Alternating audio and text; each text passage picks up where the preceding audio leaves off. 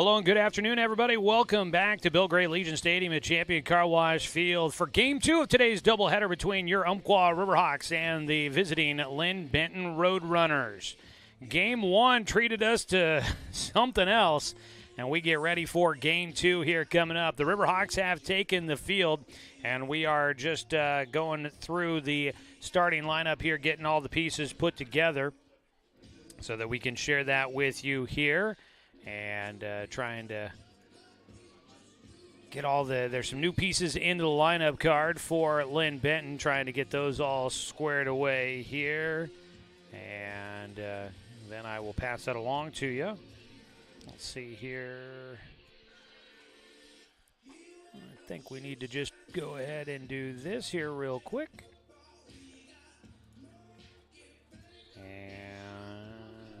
Is the starting catcher for us there. There we go. I think that should do it. We're just going to have an abbreviated version of all of our stuff that we bring you for the starting lineups. Let's take a look at the batting lineup for the Linn-Benton Roadrunners. It'll be Colton Lindstrom leading off. He'll start in center field here in Game 2. Andrew Deminu will be in left field batting second. Bryant Starr at the shortstop batting third, followed by the right fielder, Jackson Farah. He was the DH in Game 1, moves to right field defensively. At first base is going to be Jake Holmes. Jake Dodge, the first baseman in Game 1, will DH and bat sixth, followed by Eli Rolfe, the second baseman, hitting seventh. Aiden Hazen catches here in Game 2. He bats eighth. And rounding out your starting nine will be Connor Boyd, the third baseman. We will have Jordan Leonardson on the mound, and he fires in a first pitch, strike one, as we get underway here in the first inning of Game 2.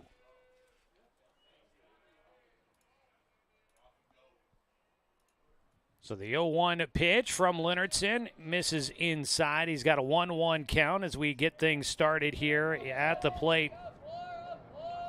Is the leadoff man Lindstrom.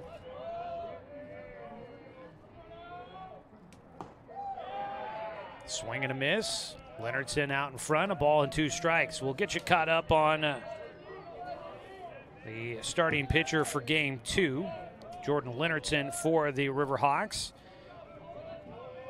It's always a scramble to get all set for Game 2 of the broadcast. Foul tip at the plate. Plus then Lunch showed up, so now got Lunch sitting out. Trying to get my scorebook, trying not to get hamburger juice on the scorecard here. 1-2 pitch coming up for Leonardson. Trying to record the first out. And that one goes behind the head of the hitter. So Colton Lindstrom.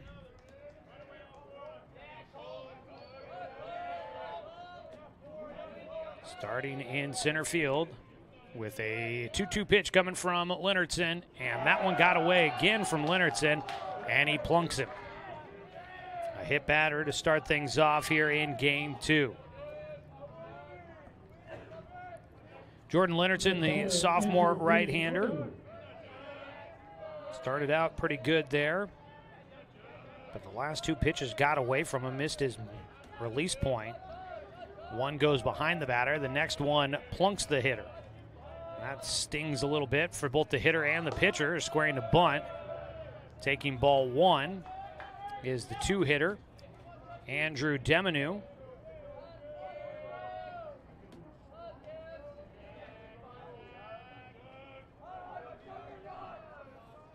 Deminu in left field defensively, lays down a bunt.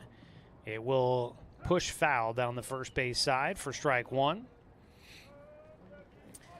Yeah, that hit batter, that stings obviously for the batter, but for Jordan Leonardson to put a guy on with two strikes against him by hitting him, that definitely is not ideal.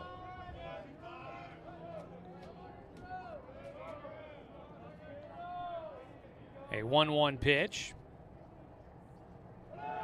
Runner going, the ball fouled off again, swinging away this time for Deminu. So Back to first base.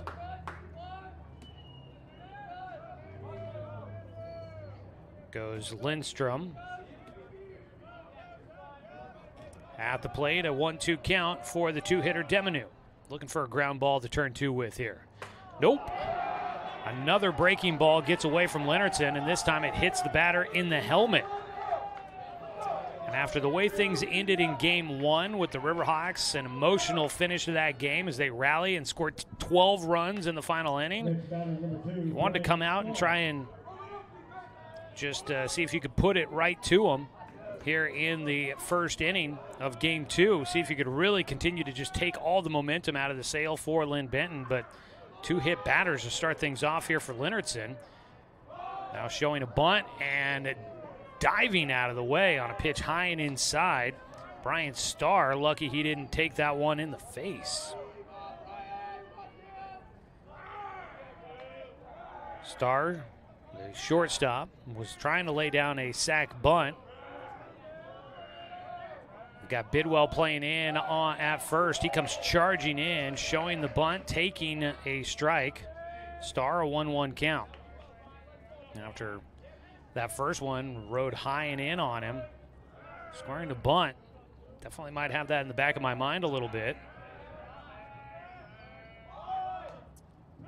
There's another ball that rides in on Starr, and he's not happy with this at-bat here. That ball hit the barrel for a foul ball. So his bat protects him, but it also costs him a strike. 1 ball, 2 strikes. For a third consecutive batter, Linn-Benton able to get to 2 strikes. But he has hit the last 2 batters. Gets a chopper off the plate. It will end up in foul territory. So everyone will return back to their positions. 1-2 count with runners at first and second.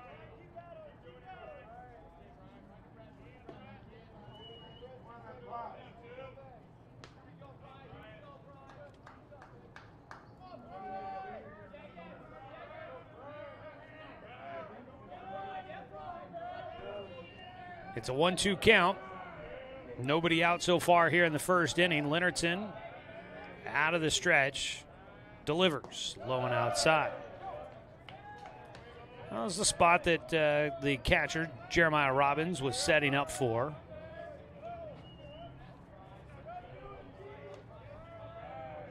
Couldn't get the hitter to chase, though.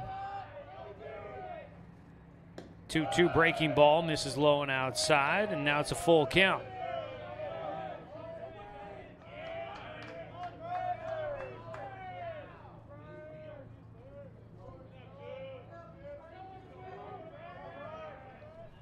Linn-Benton trying to avoid putting a runner on every bag. His 3-2 pitch.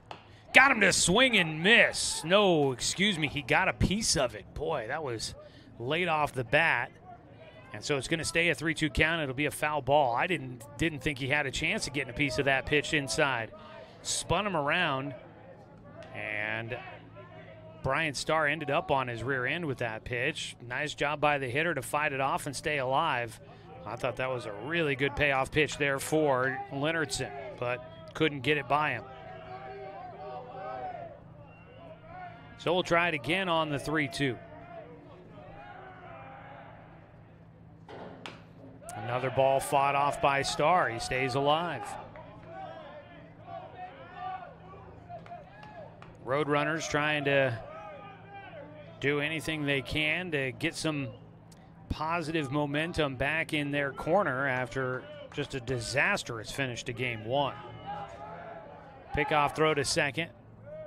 Back in safely goes Lindstrom.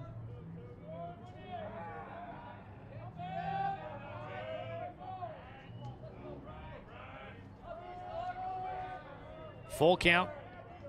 Nobody out. Runners at first and second. It's been a battle for Starr here.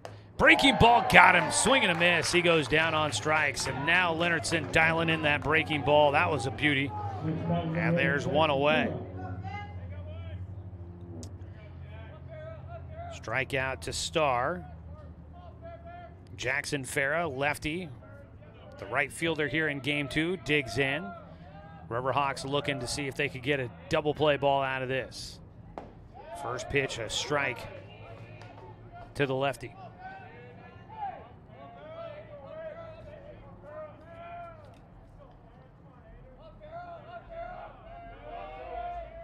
Jordan Linn-Benton making his 12th appearance of the season, his 9th start. Fires in, and he got the hitter fooled. Farah was way out in front on that pitch. Drops to a knee as he follows through. 0-2 count. Linn-Benton a 2-3 win-loss record, 1 save, 49 and 2/3 innings worked this year, a 2.90 ERA, 50 strikeouts, 23 walks. His fastball is low, doesn't get him to chase. Nice job by Robbins to keep the ball in front of him.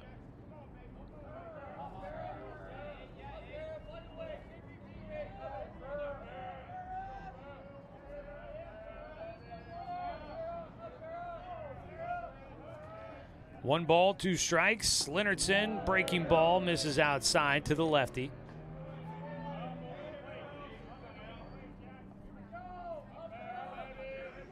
Evens up the count, 2 balls and 2 strikes.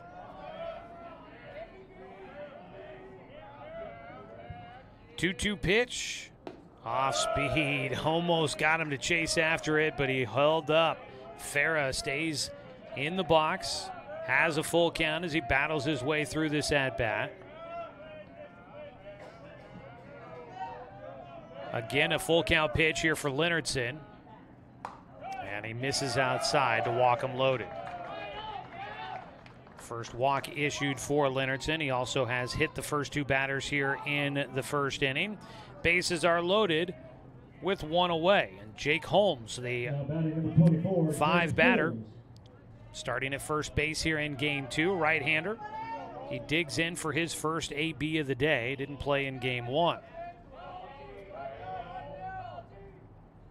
Off-speed breaking ball slices through the zone.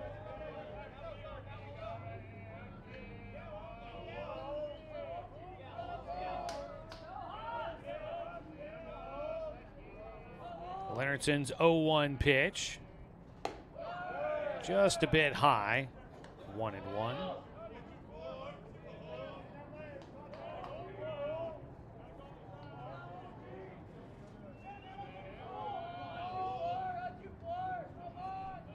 The 1-1 pitch, breaking ball, catches the inside corner. Ooh, boy.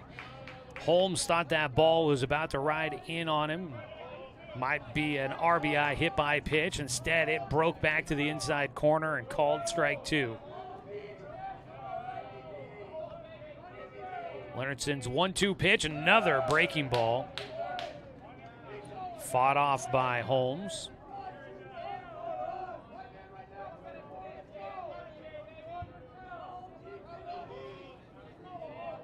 On the corners, at first base, Bidwell playing in front of the runner. Playing at the bag at third base is Cox. They protect the line as a ground ball. Roller up the middle, flip to second for 1, relay to first. Big stretch by Bidwell, and a double play will get the Riverhawks out of it here in the first inning. Nice job by the defense behind starting pitcher Jordan Linn-Benton. He pitched himself into a little bit of trouble, but he's able to get through it.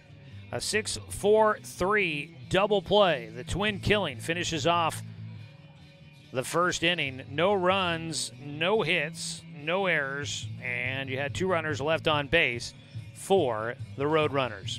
Stays a scoreless ball game as we go to the bottom of the first inning. Let's take a look at your starting lineup for the Umpqua Riverhawks as they get ready to bat for the first time here in Game 2. Starting lineup, it looks exactly the same as it did in Game 1. Tristan Schaefer leads off, starting in center field. Aiden O'Malley in left, batting second. Zane Bidwell, the first baseman, batting third. Peyton Smith will bat cleanup and starts at shortstop. The third baseman, Noah Cox, batting fifth, followed by Cole Stoddard, the DH, batting sixth. Hitting in the 7th position, the catcher, Jeremiah Robbins. Jackson Thompson at second base, bats 8th. And then rounding out the starting 9 will be Carson Dunn, the right fielder. They will face off against a right-hander. This is Jake Von Lubkin that will start for Linn-Benton in game 2. Von Lubkin, a sophomore right-hander, making his 11th appearance. He is starting his 10th game. Currently has a 3-2 win-loss record. He's got 1 complete game under his belt, a 2.08 ERA, 52 innings worked, 33 strikeouts, and 13 walks. His first pitch bounces off the plate for ball 1 against the leadoff man, Tristan Schaefer. Schaefer gets a hit in game 1 in that wild 7th inning. He had a 13-game hit streak going that ended last Saturday as he swings through for strike 1. That ended in game 2 against SWAC last Saturday, which was a win for the Riverhawks, but unfortunately, he was unable to get a hit to keep his hit streak going. The 1-1 pitch to him.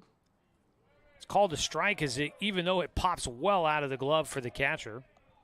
Aiden Hazen is back behind the plate, the battery mate for starting pitcher Jake Von Lubkin.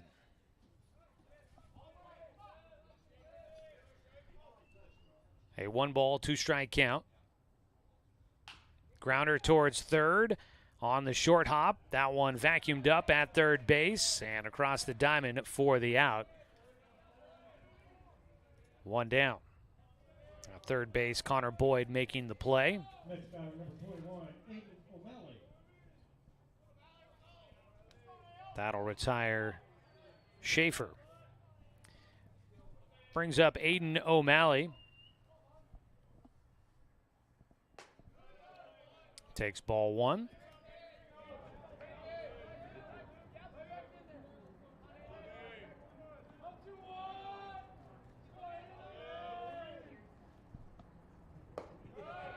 High and inside, just above the belt buckle. 2-0 count for O'Malley.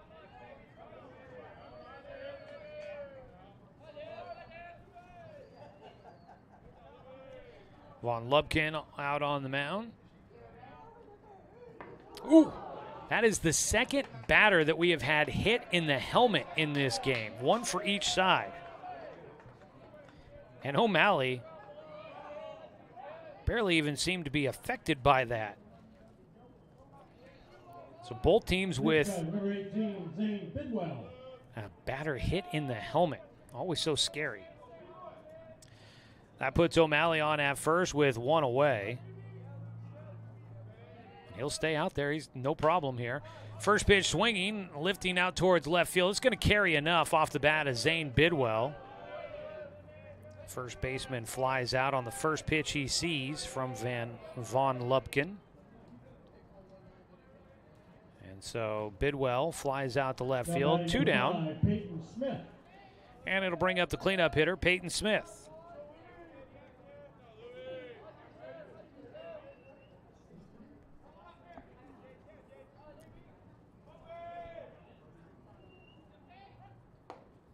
Pitch in for a strike at the first base. I don't know if he was just looking to try and deke and see if he could get the defense to try and make a throw that they didn't need to, or if Aiden O'Malley was truly going to try to steal second, but he spun out over there and had to get back to the bag as a breaking ball in for called strike against Smith. He's behind 0-2.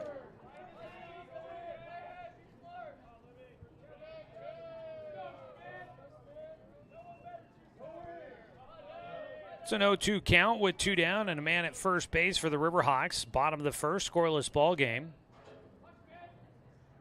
Runner going, ground ball in the hole at short, long throw. Got it there just in time to retire Peyton Smith at first base. Just in time to get him on the play at first to wrap things up here in the first inning. For the Umpqua Riverhawks, no runs, no hits, no errors, 1 man left on base, and we are through 1 inning of play. It's scoreless here on Riverhawks TV. I'm Joey Kieran. Thanks for joining us for Game 2. Be back in a second.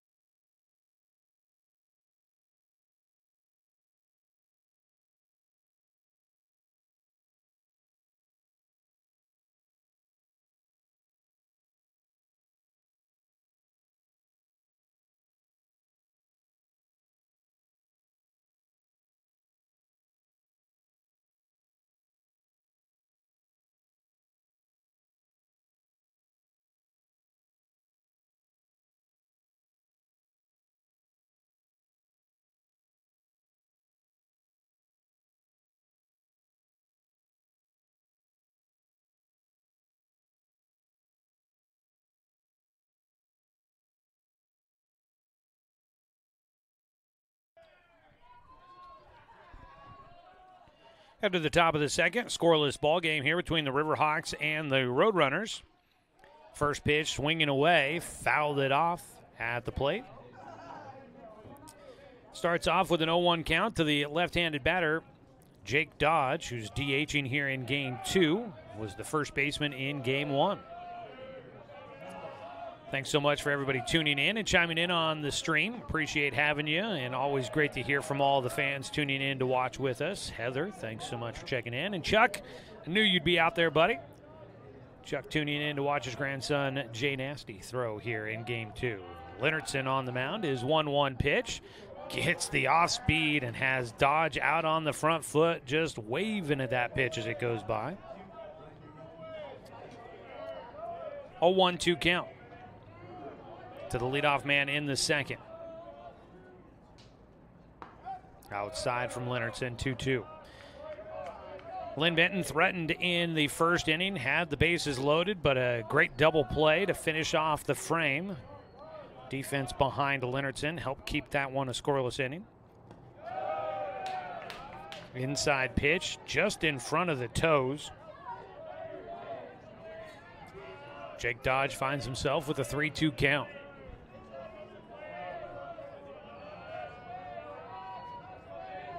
The wind and fire from Linn-Benton. That ball belted into the air out towards right field. On the run, Carson Dunn and Tristan Schaefer. Neither gets there as that ball hits off the turf and bounces over, and that probably is beneficial there for the Riverhawks. First hit of the ball game for either team is a ground rule double for Jake Dodge.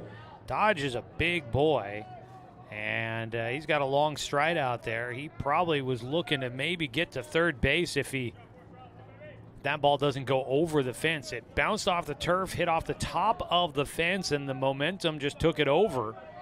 And so it goes over the fence in the alley out there. That ball was hit a ways. It was stung.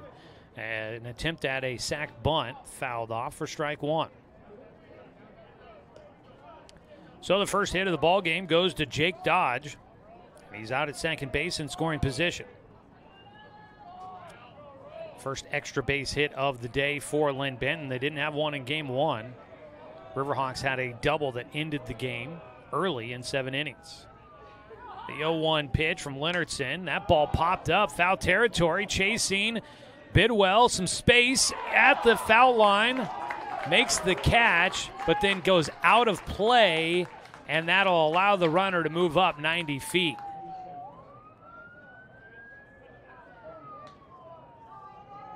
And Bidwell seems to be unaware of exactly the catch and carry rule, or just unaware that he had broken it. His coach, Jake Whistler down there, his hand on his head, understands what happened there. It was great to make the out, but you got to stay in fair territory. Otherwise, you're out of play and the runners get to move up. First pitch, strike one to Aiden Hazen. So they do get an out of it, but now Jake Dodge is 90 feet closer to home. I don't know how you put down catch and carry. They show the bunt. They got the suicide squeeze on. Dodge is off the bag, going to throw to tag him out. And the suicide squeeze. Oh, my apologies. It wasn't. See if I can show you this angle here. They had him dead to rights, breaking for home, and there's the tag out for you. Man. Today is just going to be filled with all sorts of fun stuff, huh?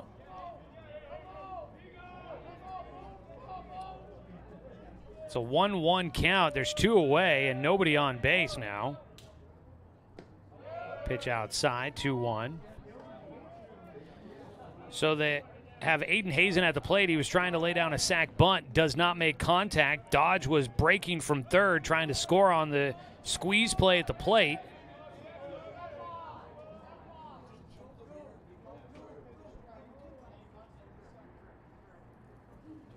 It's 1-2 is the count. I think the umpire initially was throwing up 1-1. There's at least 3 pitches, but we had it backwards. It's 1-2 for Linn-Benton.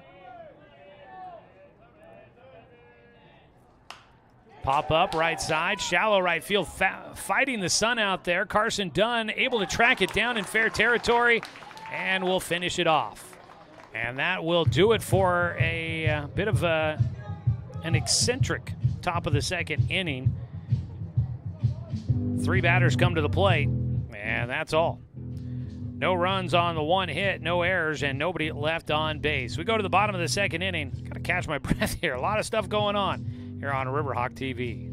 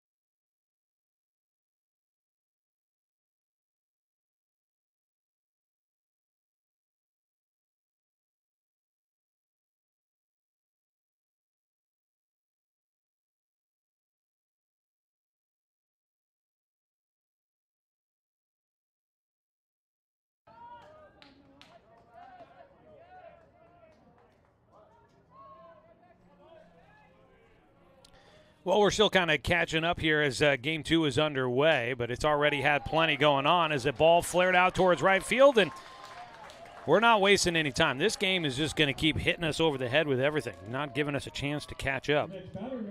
Noah Cox, first pitch swinging here to start the bottom of the second, flares one out to right field for a base hit. First hit in the game for the Riverhawks. They've got one on with nobody out as we start things here. Bottom of the second in a scoreless ball game. Squaring to bunt, put it down. Third baseman, Boyd, charges, gets to it, and fires over to the first baseman. That is Holmes at first. Now batting number 8, Jeremiah Robbins. Sacrifice bunt moves Noah Cox into scoring position.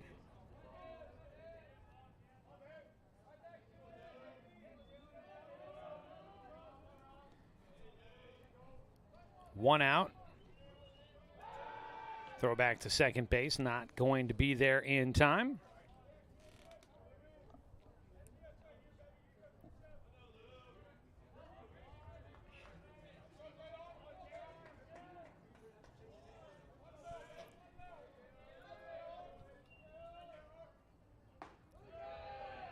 First pitch, a strike here against Jeremiah Robbins.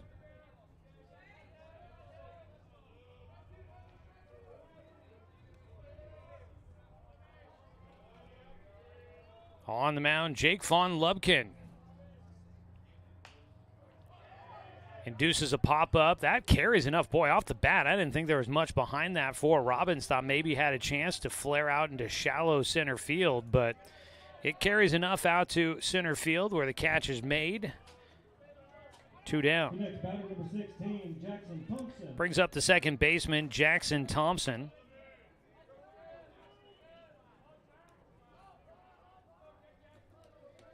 He bats with 2 down and a runner out at second base. Looking for a base knock to try and get the Riverhawks an early lead. Didn't lead until the 7th inning where they scored 12 runs in the 7th inning to walk off with a 12-2 victory. A 10-run Mercy Rule win for the Riverhawks in Game 1, scoring all 12 runs in the 7th. It was just mind-boggling half inning. Off the hands, a dribbler towards first base. Flip to the bag. Covering is Vaughn Lubkin, and he gets the flip from Holmes for the final out. So a bit of an uneventful bottom of the second after a leadoff single by Noah Cox. No runs, 1 hit, no errors, and 1 man left on base. Both teams with a base hit in this one, but no runs as of yet. It is still scoreless as we go to the top of the third on Riverhawks TV.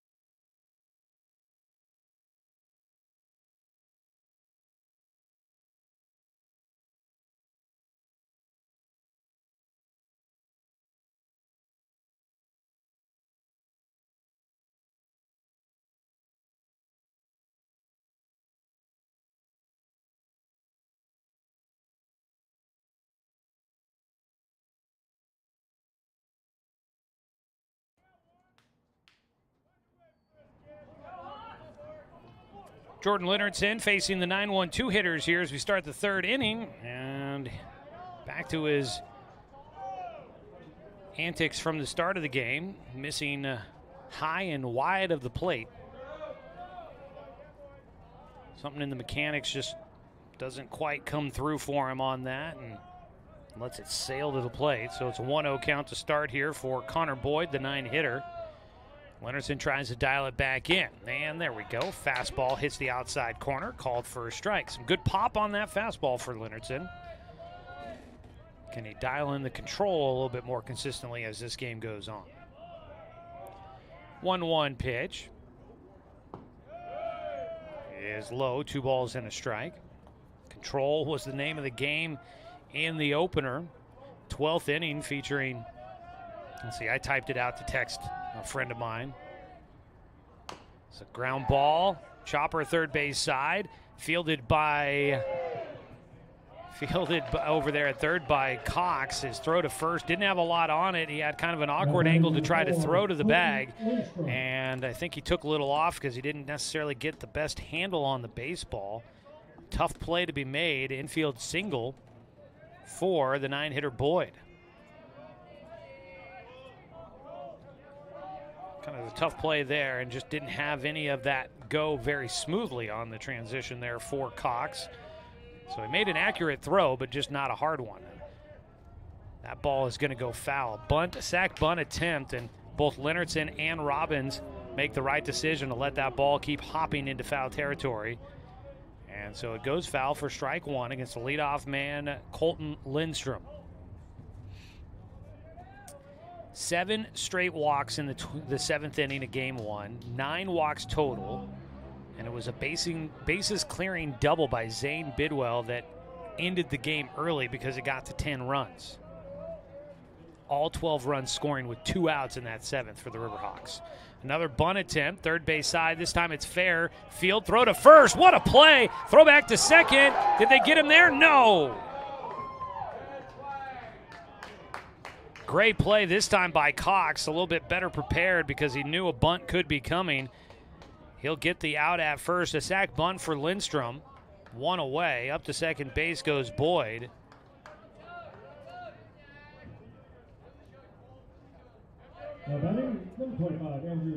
The throwback to second base, almost getting him there. Close.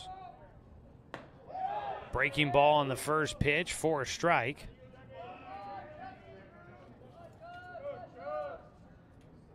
A 0-1 count with 1 away and a man at second base.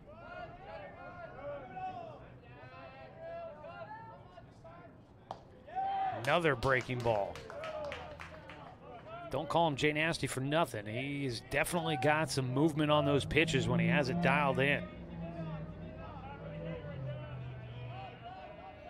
Andrew Deminu. Swing and miss. Strike 3. Deminu hit by pitch his first time up. This time he swings through, goes down. Second strikeout of the day for Linn-Benton.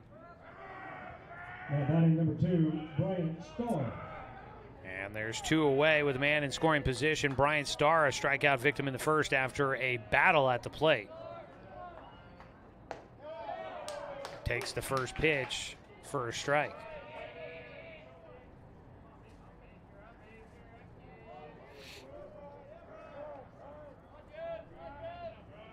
Scoreless ball game, top of the third. Check swing. And a 1-1 count. Riverhawks dugout trying to get a favorable home call by inducing the umpire into calling a strike on a check swing there, but they don't get it, and I don't think it would have been the right call either way. Pitch outside, 2-1 count. Starr did not go around on that one.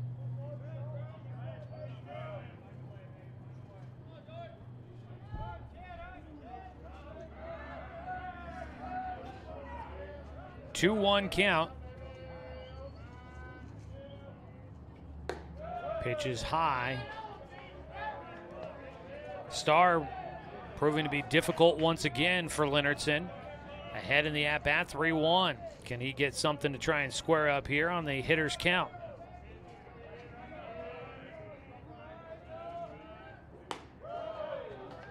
Well, it was a strike, but Starr didn't like it as much as the umpire did.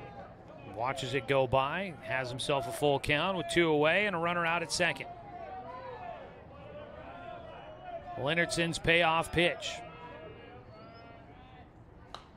Fouled back. And this is where the battle commenced in the first go-round between these two.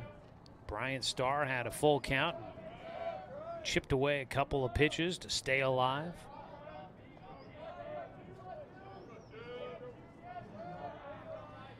Linn-Benton's full count delivery.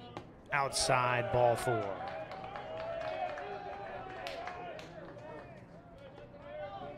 Walk issued to Brian Starr. Second walk issued by Linn-Benton, who has also hit 2 batters.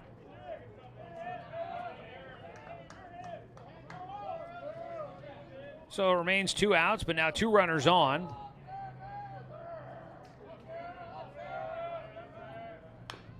First pitch swinging away for Jackson Farah, who drew a walk in the first inning.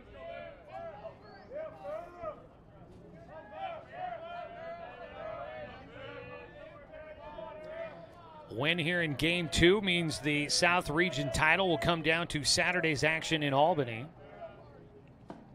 Swing and a miss. A win for the Riverhawks in Game 2 here. Linn-Benton needs just 1 more win to claim that league title, but it eluded them in Game 1. They've now lost 5 straight games.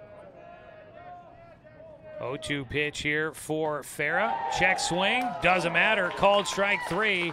He goes down looking, and the Riverhawks will finish off things here in the 3rd inning on a strikeout for Jordan Linn-Benton.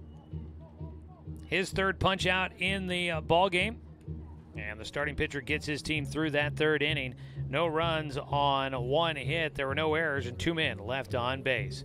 We go to the bottom of the 3rd inning. Still scoreless between the Riverhawks and the Roadrunners on Riverhawks TV.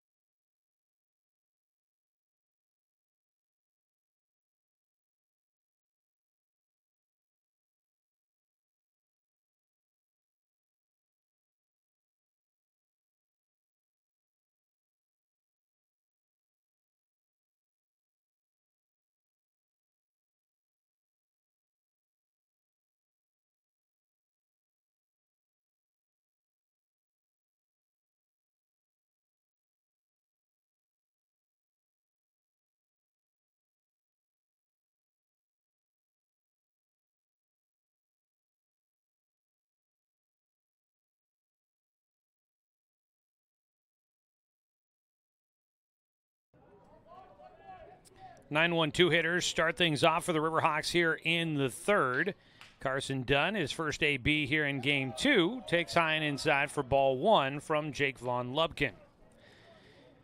9-inning ball game here, so a long way to go in this one. What will be interesting with the number of guys used in game 1 for Linn-Benton, what their bullpen might look like down the stretch here as a pitch misses high and inside, 2-0 count. Now, of course, I'm sure they are looking for Von Lubkin to eat up some innings here, but just thinking ahead down the line a little bit. 2-0 pitch is low for ball 3 to Carson Dunn. Dunn had a 2-out single in the 7th inning of game 1 that started the 12-run rally. 3-0 pitch here for Von Lubkin. And he will miss for ball 4. For Von Lubkin, his first walk allowed. Down to first base goes Dunn. He's also hit a batter. Top of the order, Tristan Schaefer, ground out to third his first time up. 75 and sunny here in Roseburg today. I was talking with Steve Cox, who is a regular viewer on the broadcast. He is here watching Noah Cox, the third baseman for the Riverhawks. Here from Arizona, he said, well, we were waiting to come up for a game until the weather turned nice. You picked the right weekend for it, or the right week for it. Showing a bunt, Schaefer pushes it first base side. The pitcher Von Lubkin fields, throws to Holmes at first. Up to second base goes Dunn on the sac bunt. Asked to do a job, and he comes through. Tristan Schaefer puts a man into scoring position with one away. Brings up Aiden O'Malley. O'Malley hit by a pitch in the helmet his last time up.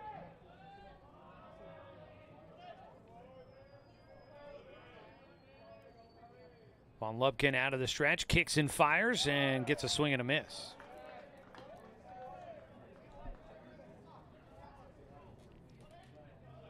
Tomorrow is going to be another beautiful day here in the basin.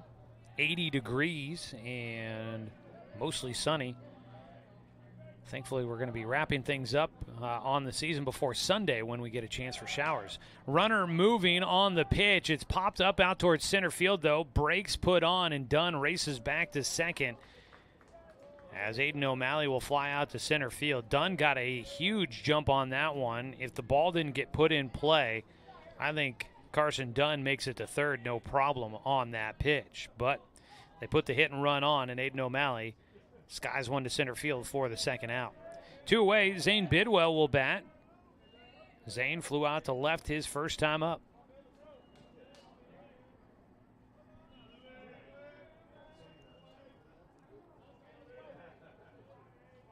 Von Lubkin looking to second quite a bit and does throw that direction. Just had the feeling that's what he was thinking with how much attention he was paying to Carson Dunn, and Dunn read it quickly.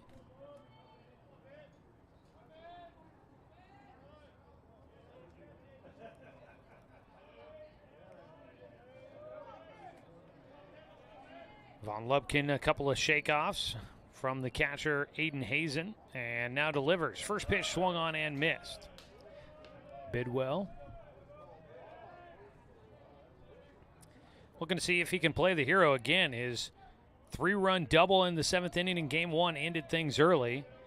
Right now, he's just looking to try and see if he can drive in Carson Dunn from second with 2 outs. Dunn would be moving on contact. The 0-1 pitch fought off. That contact not going to be enough. Back to the mound, bobbled a bit, but Von Lubkin with time able to get Zane Bidwell at first.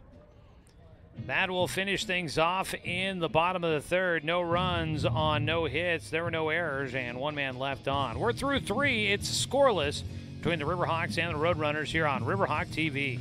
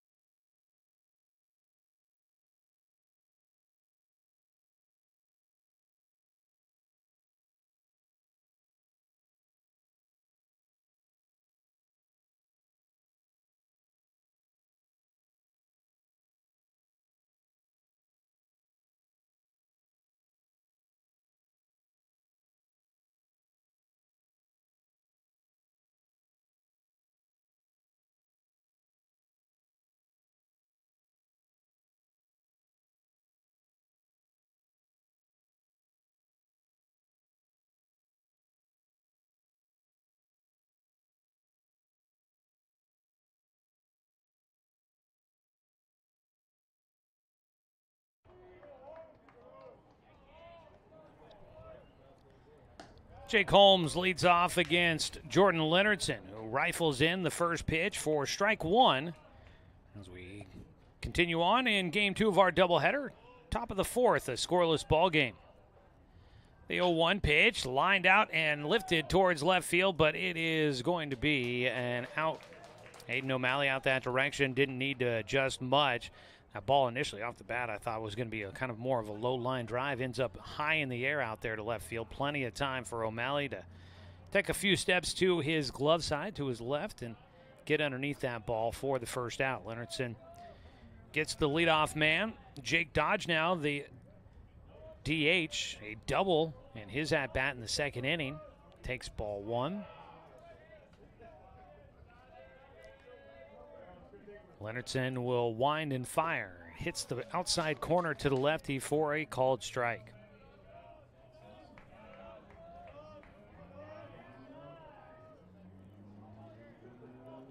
One count, fourth inning, scoreless ball game. Ball laced down the right field side, out of play. And now a 1-2 count for Dodge. Dodge, trying to remember game one, he was 0 for 3. Definitely showing a better bat here in game two. He gets one golfed out towards center field, though. High arcing fly ball out towards Tristan Schaefer in center field. 2 down. Dodge has been barreling up some pitches there, but on the one he ends up golfing to center field. Got a little bit fooled on location and just sends it skyward out towards Schaefer for the second out. Brings up Eli Rolfe. Rolfe will take ball one to start out. He popped out to the first baseman, Zane Bidwell, on that play back in the second inning, where Bidwell caught it in play, but then his momentum took him out of play. It was a swing and a miss, 1-1. It's actually kind of a new area that they have ruled out of play. They painted a white stripe between the new fence line that's out in front of the dugout towards the corner over there by where the gate is to get onto the field. Breaking ball hits the inside corner, 1-2 count. So they created a kind of a new territory over there where it's out of play. Maybe Bidwell didn't remember that or didn't think about it, but he caught it and then ran across that white line, and that's a catch and carry out of play. Caught it in play and then catch it and take it out of play. And that allows the runner, it's like a ball that's thrown out of play. It allows the runners to advance one base. 2-2 count.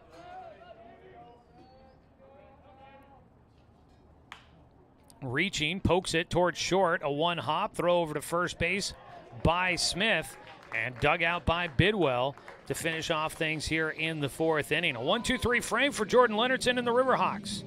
No runs, no hits, no errors, nobody left on base. We will head to the bottom of the fourth inning. Scoreless ball game. Riverhawks coming up to bat with their 4, 5, and 6 hitters on Riverhawk TV.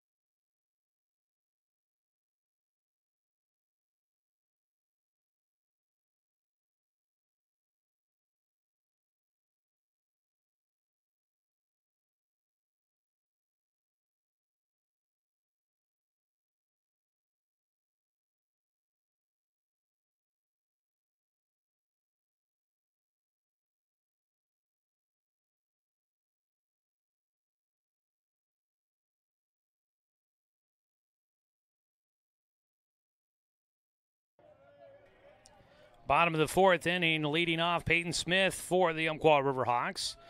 On the mound, Jake Von Lubkin for the Roadrunners. Sends in the first pitch for strike one. Well, game two working out similar to game one as an 0-1 pitch. Lined up the middle and in for a base knock. Peyton Smith reaching. And the leadoff man on for the Riverhawks for a third consecutive inning. Second hit in the game for UCC. And it brings up Noah Cox, who had a leadoff single in the second. That was the first of the three consecutive innings. Carson Dunn has a throw over to first, gets away. Pickoff throw, and up to second base will go Smith. Balls that get away over in that side. Boy, they can roll a long way, and that one did, but Smith only able to get to second base. Quick turn of events there. First error in the game. And that helps out the Riverhawks big time. Don't have to sacrifice a runner into scoring position. Now they've got it there. And Noah Cox, the 5-hitter, coming up. Cox again had a flare single to right field. First hit of the game. Led things off in the second. Carson Dunn in the third led off with a walk. And now a single by Peyton Smith. 3 straight innings where the leadoff man has gotten up. Pitch inside. It pops out of the glove for the catcher, Hazen. He tracks it down. They were looking to have Noah Cox try to sacrifice the runner over.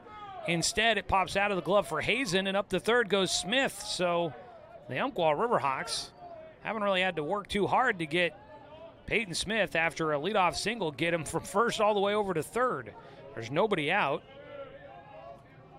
And Noah Cox at the plate trying to put the ball in play. The infield will come in. He takes high. A 2-0 count. It'll be a pass ball on the catcher, Aiden Hazen. Up the third goes Smith.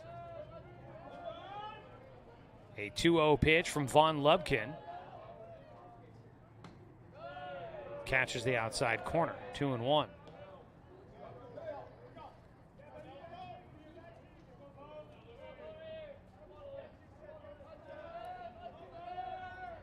Von Lubkin gets the sign he wants from Hazen. 2-1 pitch coming to Cox, and he check swing foul, tips that one. Earlier today in the other South Region matchup in the NWAC, Clackamas gets a 9-1 win over Mount Hood.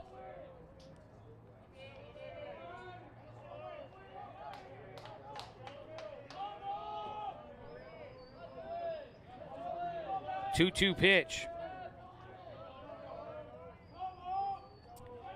Cox trying to drive in the go-ahead run. He pops this one sky high, foul territory, and it gets out of play.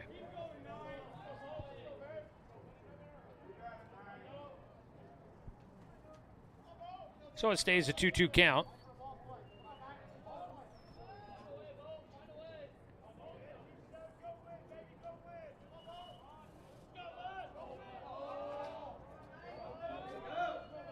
Von Lubkin working out of the stretch with a man at third. Delivers. That pitch is hit towards center. Should be enough. Caught in deep center field by Lindstrom. Tagging and scoring is Peyton Smith, and the Umpqua Riverhawks take a 1-0 lead.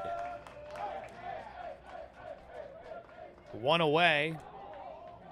Sack fly for Noah Cox. Number 27, Cole Stoddard. Picks up the RBI there.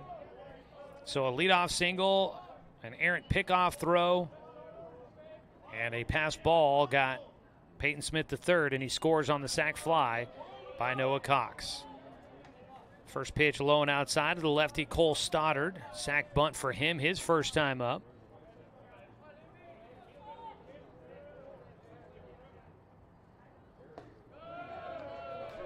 Strike taken, 1-1 count.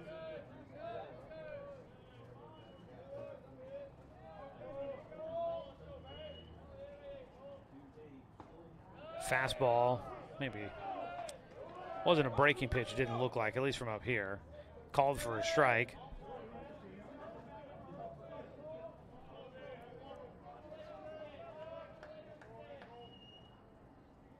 The 1-2, check swing fouled back into the netting.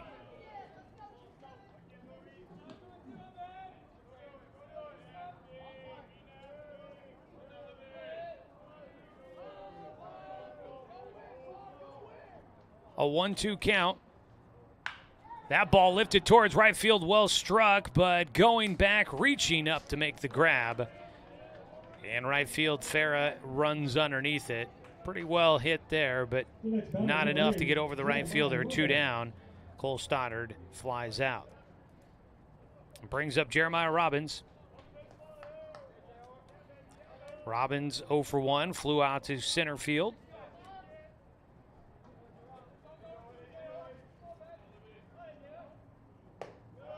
Takes high for ball 1.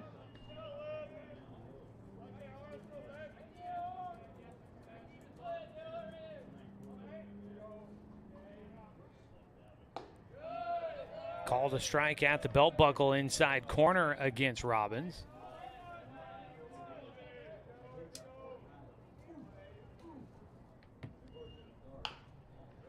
Gets around on a pitch, fouls it off. 1 ball, 2 strikes.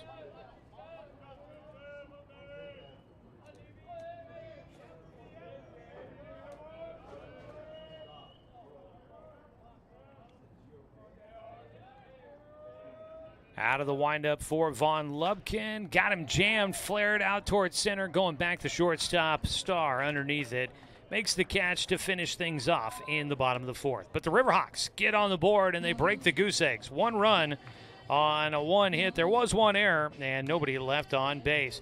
It's a 1-0 ball game as we go to the top of the 5th inning here on Riverhawk TV.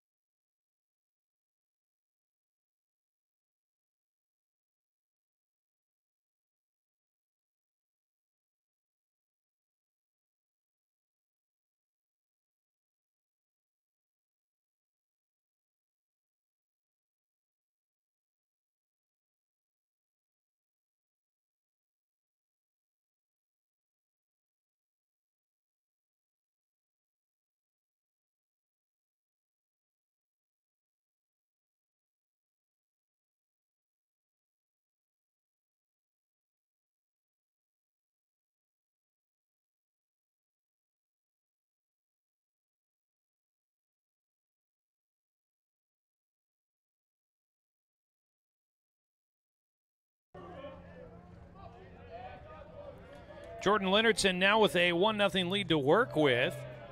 Will face the 8-9-1 hitters here, leading off Aiden Hazen.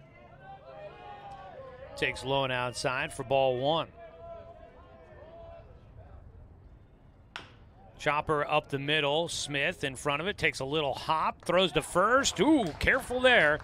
Got it to Bidwell at the bag. He's able to avoid a collision with Hazen down the line. Throw almost took the first baseman into the path of the runner there, but just avoided the contact. 1 away. Connor Boyd will bat, the 9 batter. He has got an infield single back in the 3rd on a swinging bunt. Takes on the outside corner for a strike. We were talking about the West Coast League earlier. Jordan Leonardson going to be playing with the Salem Marionberries during the summer. Breaking ball lifted left field. Driving in to get there is Aiden O'Malley. 2 down. That retires Boyd. And back to the top of the order, Colton Lindstrom. Lindstrom is 0 for 0 in the game, hit by a pitch and a sac bunt.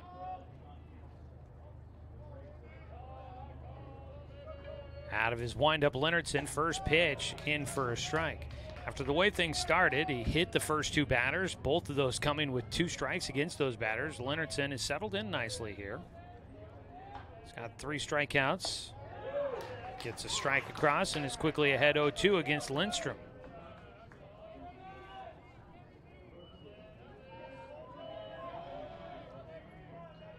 1-2 count. Outside. Also finding out that Jake Von Lupkin also going to be playing and pitching in the West Coast League this summer. He's going to be throwing for the Springfield Drifters. Got a few of those guys on the roster for the Roadrunners. That ball lifted out towards left center, running to get there, covering the alley, and making the catch is the center fielder, Tristan Schaefer. A 1-2-3 frame once again for Jordan Leonardson. No runs, no hits, no errors, and nobody left on base. Bottom of the fifth in this 9-inning game coming up when we return on Riverhawk TV.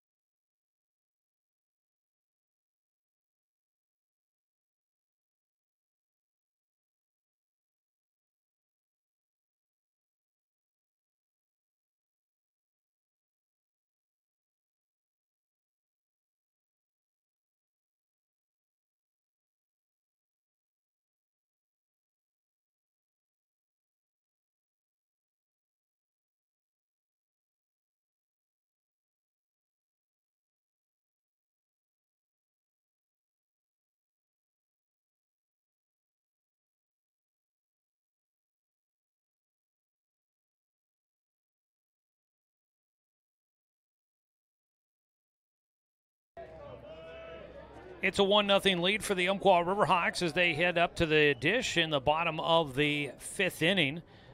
Looking to add to their lead as Von Lupkin's first pitch sails in a bit high for ball one against Jackson Thompson.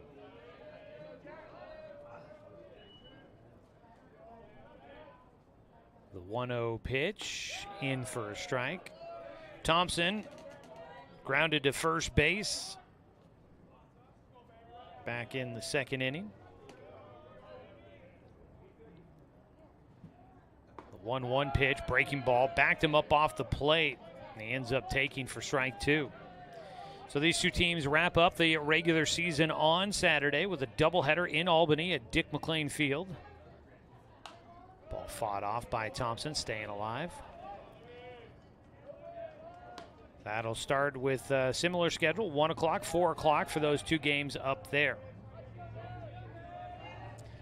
That will wrap up the regular season, and we'll know what the postseason looks like for everybody at that point in time, presumably. 1-2 pitch, check swing. Did he go around? Yep. Thompson goes around, tagged out. A strikeout for Von Lupkin. That strikeout is the first for him today. One down, Carson Dunn. Dunn drawing a walk his first time up.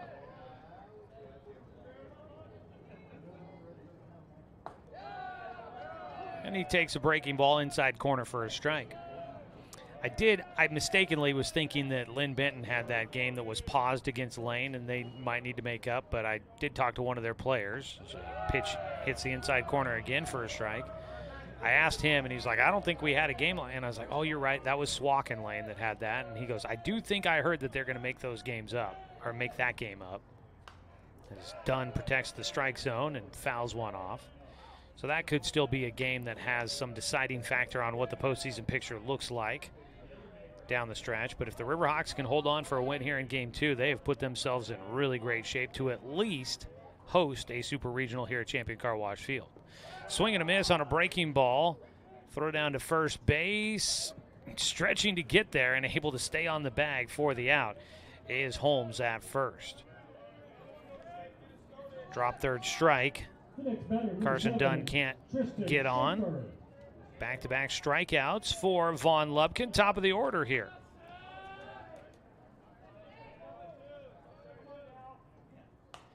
Swinging away. Schaefer fouls off the first pitch. So let's see here. I think things should have updated. So the Riverhawks, 2 games back of Linn-Benton in the standings now. 0-1 pitch taken for strike 2.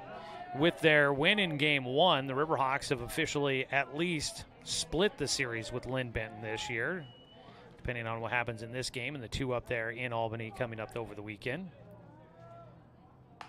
Ball jam shot up the middle, diving attempt, knocked it down, throw to first base, not in time. Diving attempt up the middle. The next batter, number 21, Aiden O'Malley. Trying to make that play to first base. And the throw just a tad late. Trying to get Tristan Schaefer at first base. Pickoff throw to first, not going to be there in time. So runner at first with 2 away. And that'll be an infield single for Tristan Schaefer. Soft liner up the middle, got trapped by Starr behind the bag as he dove to try and make the catch in the air. And then came up throwing and just a hair behind the very quick Tristan Schaefer. 1-0 count to start here for Aiden O'Malley.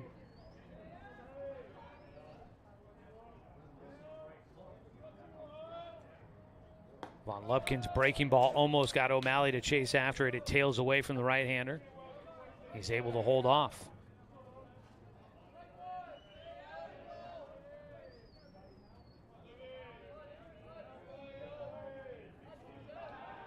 Pickoff throw again, checking on Schaefer. Back in safely. So if the Riverhawks win here in game 2, they could finish tied with SWAC, and it would be interesting to see what happens then, because SWAC and UCC did split their series, so you wouldn't have the head-to-head tiebreaker to figure out that one if the standings finished with UCC and Southwestern Oregon tied in the standings. But if the Riverhawks get a win here, that's the worst they could do, is finish tied with Southwestern Oregon. 2-1 pitch, misses, throw down to second base. Schaefer back in, or gets in safely, steals, and it's a 3-1 count at the plate for Aiden O'Malley.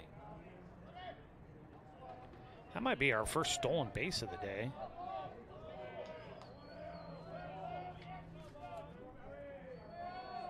Three-1 delivery here. Von Lubkin. Ground ball, left side, racing for third. Throw across by Starr. In time to get Aiden O'Malley. It's a close one, but it's just not quite there in time. And that'll finish off the 5th inning. Riverhawks threaten again, but can't do anything with it. No runs, 1 hit, no errors, and 1 man left on base. We go to the 6th inning. It's still a narrow 1-0 lead for the Riverhawks on top of the Roadrunners here on Riverhawk TV.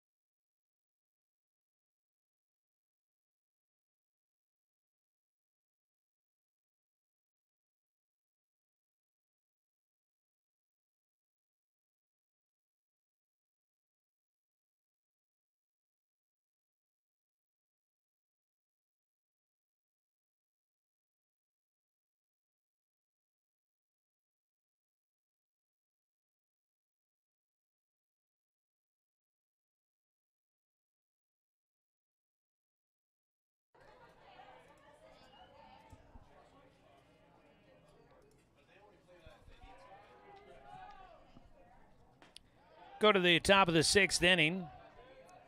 Leonardson into his next inning of work. He has been doing well. He misses on his first pitch, though, here to Andrew Deminu, who now takes a strike, a 1-1 count. 7 consecutive batters retired for Linn-Benton. 1-1 pitch.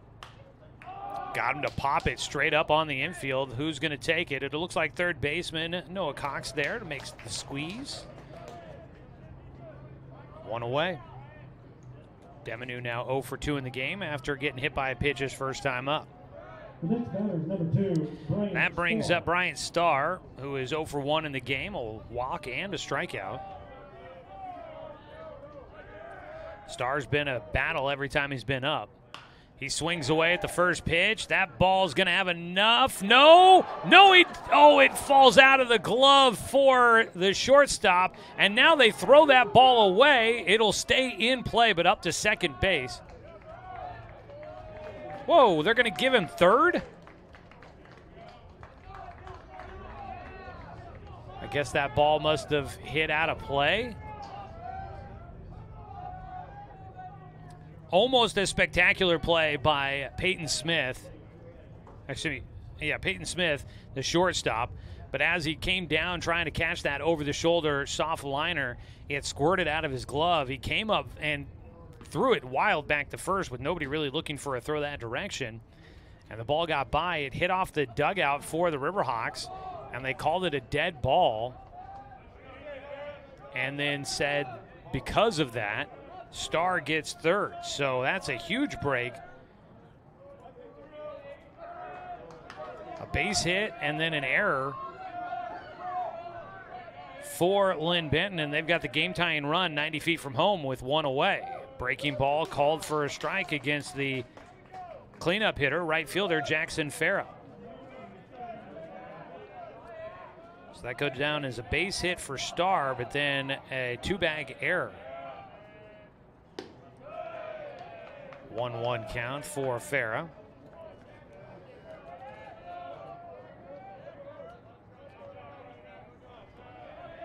First error in the game for the Riverhawks. 1-1 pitch. Breaking ball hitting the outside corner to the lefty. Strike 2. Curveball cutting back towards the outer corner. Starting away from the hitter and then tailing back towards him. Linn-Benton's 1-2. High and away. Couldn't get him to chase. Roadrunners had a chance with a runner at third base and 1 out in the second inning, but they ran into an out trying to put the squeeze bunt on. It didn't work. 2-2. Breaking ball low. Count goes full. Infield playing in, looking to try and cut off the run at home if they can get the chance to do so. Linn-Benton's full count pitch. Swing and a miss. Huge strikeout there against Farah, the cleanup hitter. His second strikeout in the game and the 4th punch out for Jordan Linn-Benton. 2 down.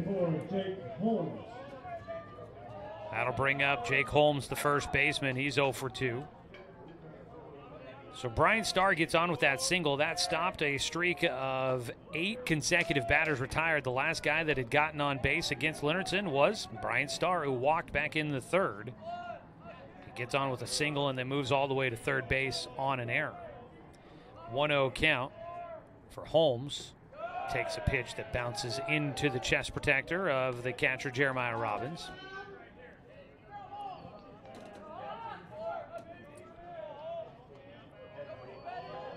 .2-0 pitch for Linn-Benton with 2 down and a man at third. A 1-0 ball game in favor of the Riverhawks. Strike on the inside corner.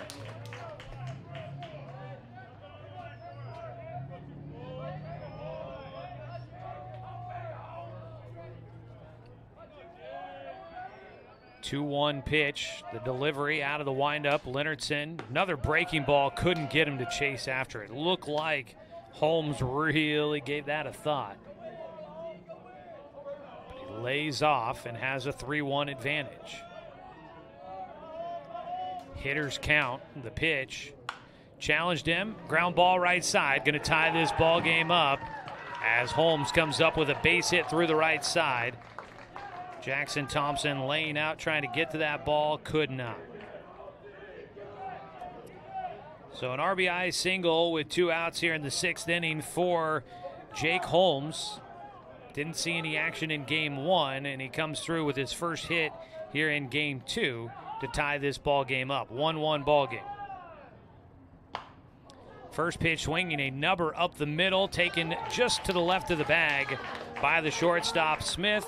He steps on the bag to retire Holmes, and that finishes off things here in the top of the 6th. Dodge, a fielder's choice,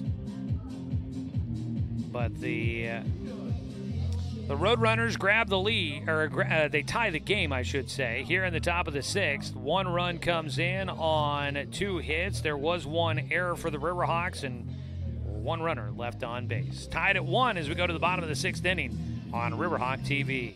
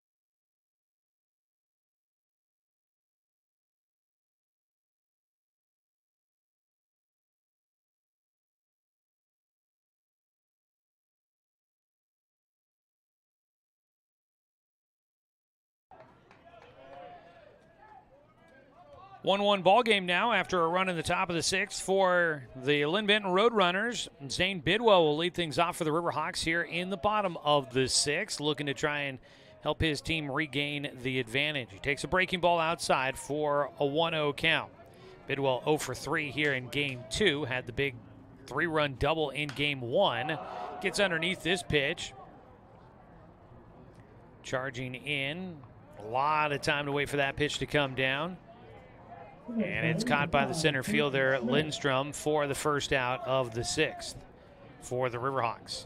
Peyton Smith, UCC's shortstop, will bat. 1 out. Nobody on. He is 1 for 2 today with a soft liner up the middle for a base hit. Swings away and fouls it, grounds it third base side. He had the leadoff single in the 4th inning and would eventually come around to score on a sac fly by Noah Cox, who waits on deck. Had a single, moved to second on an errant pickoff throw, and then moved to third on a pass ball. And then the very next batter was able to bring him in to score. Takes a strike. Smith finds himself with an 0-2 count. Lubkin with a little bit of extra juice out there now with the game tied. And that time a bit too much of the juice. Pulls that across the body and sends it to the backstop for a 1-2 count. Want to remind you, we did have to create a new YouTube channel for our broadcast. So if you were previously subscribed, you'll need to subscribe once again so that you know right where to find UCC baseball and UCC athletics throughout the school year. So hit the subscribe button while you're watching our broadcast here today. We greatly appreciate it. And the 1-2 pitch inside just by a hair, maybe a little elevated up underneath the elbows for Smith, and he finds himself a 2-2 count with 1 out and nobody on in the bottom of the 6th. That pitch even further inside. He backs out of the way, and he's got a full count. Shadows starting to creep out on the field, the home plate area. Still in the sun, but the roof shadow is starting to kind of maneuver its way from right behind home over towards the first base dugout. Ball on the 3-2 pitch, lifted right side, and caught in fair territory by the right fielder, Farah. 2 away. And that'll bring up Noah Cox. Cox is 1 for 1 in the game with a single and a sac fly. Drove in a run. Out in left field, though, the trees starting to cast some shadows on the left field corner, and the light poles are starting to bring some shadows stretching across that third base and left field line out into the field of play. 1-0 count to start here for Noah Cox. UCC playing their games earlier in the day. Strike taken by Cox, 1-1 count. Their games usually getting started noon or 1 o'clock. So we don't usually get the lights on for our games. Always fun to play under the lights, though, here at Champion Car Wash Field. Breaking ball swung on and missed. Strike 2. Tracy letting us know. Thank you for the update on the channel. Yes, our pleasure. It really frustrating that YouTube decided to shut down our original channel and did not want to give it back to us. So had to start new. 1-2 pitch just off the edge, despite the best efforts from the catcher Hazen to frame that one on the corner. 2-2 count. So please help spread the word if you know of any fans that like to watch games on online of the UCC Athletics. Let them know where to find the new channel. Ball fought off back to the netting for keeping the at-bat alive here for Noah Cox.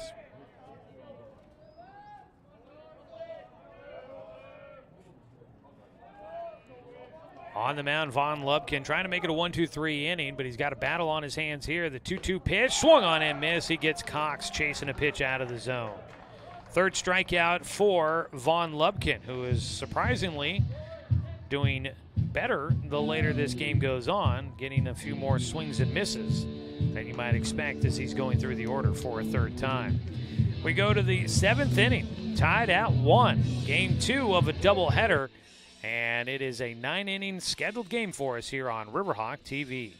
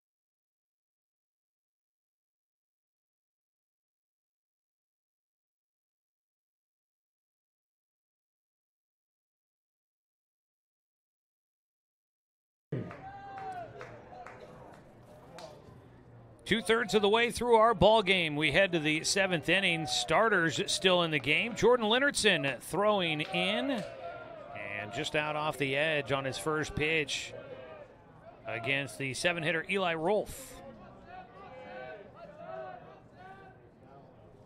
Breaking ball, fouled away.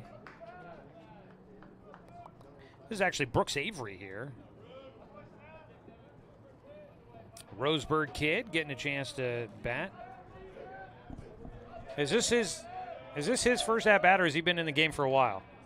Second at bat, okay. Swing and a miss for Avery for strike 2.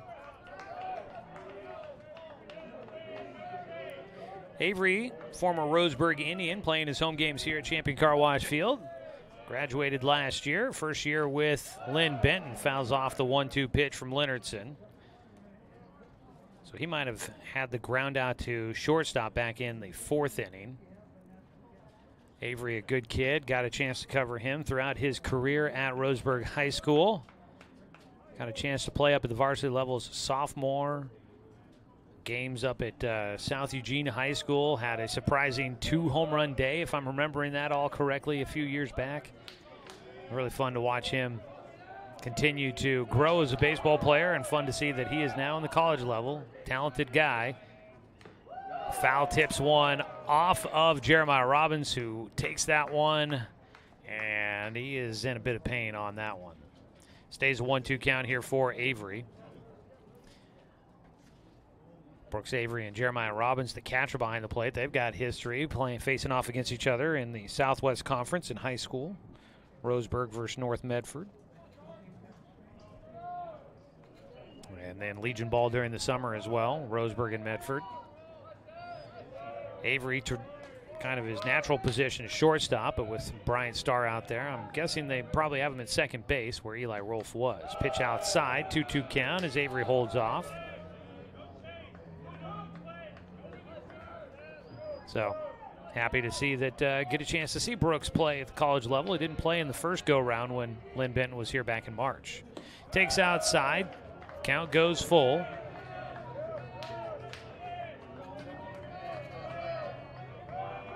Leadoff man here in the 7th inning. Avery trying to get on base, has the full count pitch coming from Leonardson.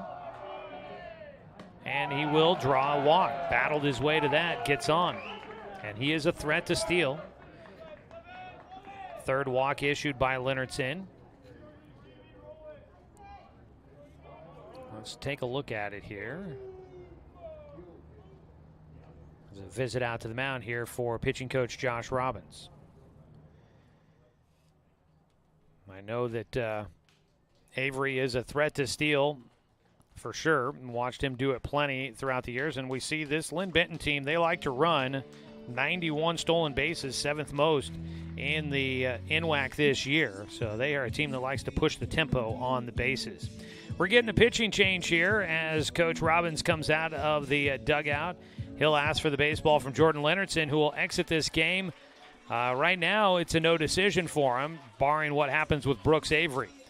But Avery gets on. Leonardson will come out. A very good performance. 1 run late. Just didn't get enough run support to make this a possible win for him. But he pitched very well throughout the 6 innings that he'll get credit for, and now hands it over to the bullpen. We'll get you all the details when we come back for UCC, new man on the mound. Tell you more when we come back here on Riverhawks TV.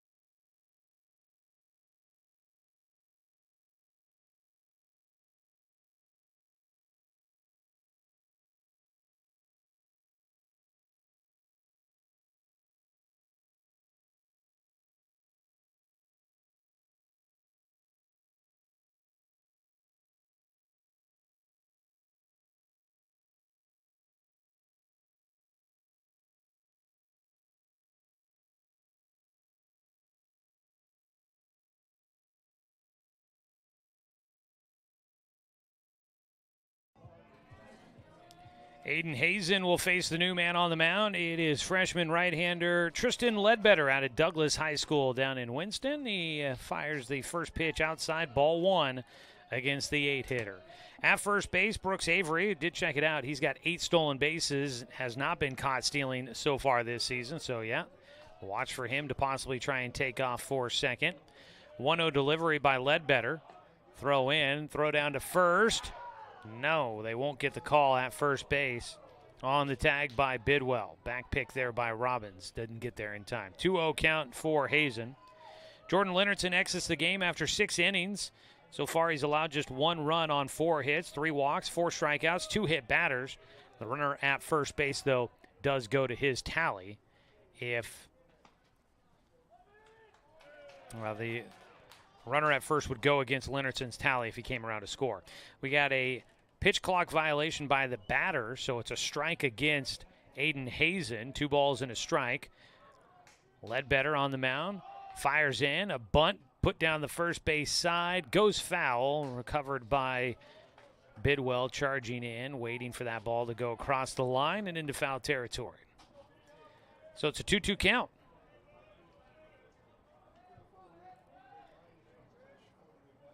Well, the Man on at first. They'll look for a possible double play ball now with 2 strikes against Aiden Hazen, or a strikeout possibly.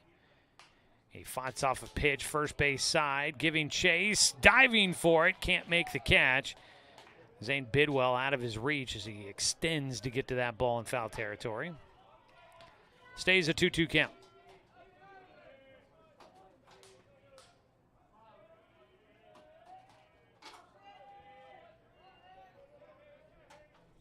Two balls, 2 strikes. Pickoff throw to first. Almost got him leaning the wrong direction, but not a huge lead for Avery, so he's back in ahead of the tag. Aiden Hazen at the plate with a 2-2 count. Ball bounces in off the chest protector for Robbins. Full count. Nobody out here in the 7th inning. 1-1 ball game between Linn-Benton, South Region leader, looking for 1 win to secure the league title. Throw over to first. They got him off the bag, and there we go. Caught stealing, or picked off, Brooks Avery out at first. I hate to root for it because I enjoyed covering the guy when he was here, but Avery goes down there. Big pickoff for Ledbetter, and those two might have a laugh about that one a little later. Guys that were teammates in Legion baseball back in the day. And that was big because now a line drive into left field by Aiden Hazen. That would have put probably runners at least at first and second, maybe even more. Base hit there for Hazen. But with 1 out, just a man on at first. 5th hit in the ball game for the Roadrunners. 1 on, 1 away. Connor Boyd batting.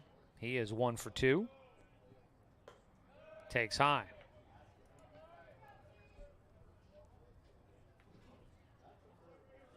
Ledbetter, a 2-0 win-loss record, 2 saves on the season for him. 27 1/3 innings worked, a 3.29 ERA, 12 strikeouts, 18 walks. Pitch in the dirt, throw down to first base. Ooh, Bidwell couldn't get the tag down in time on the throw by Robbins. As out at first base, Hazen was off the bag.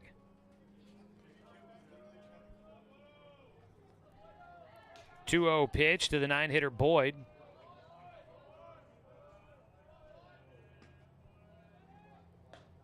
Takes a strike.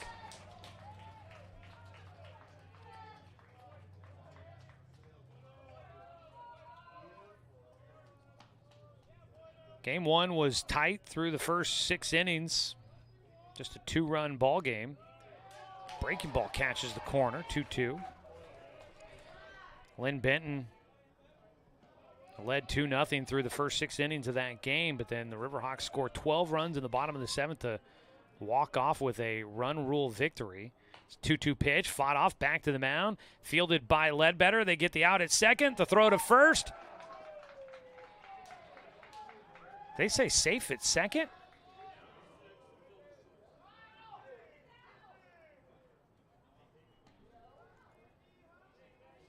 Wow, they said that Smith didn't stay on the bag out at second, I guess.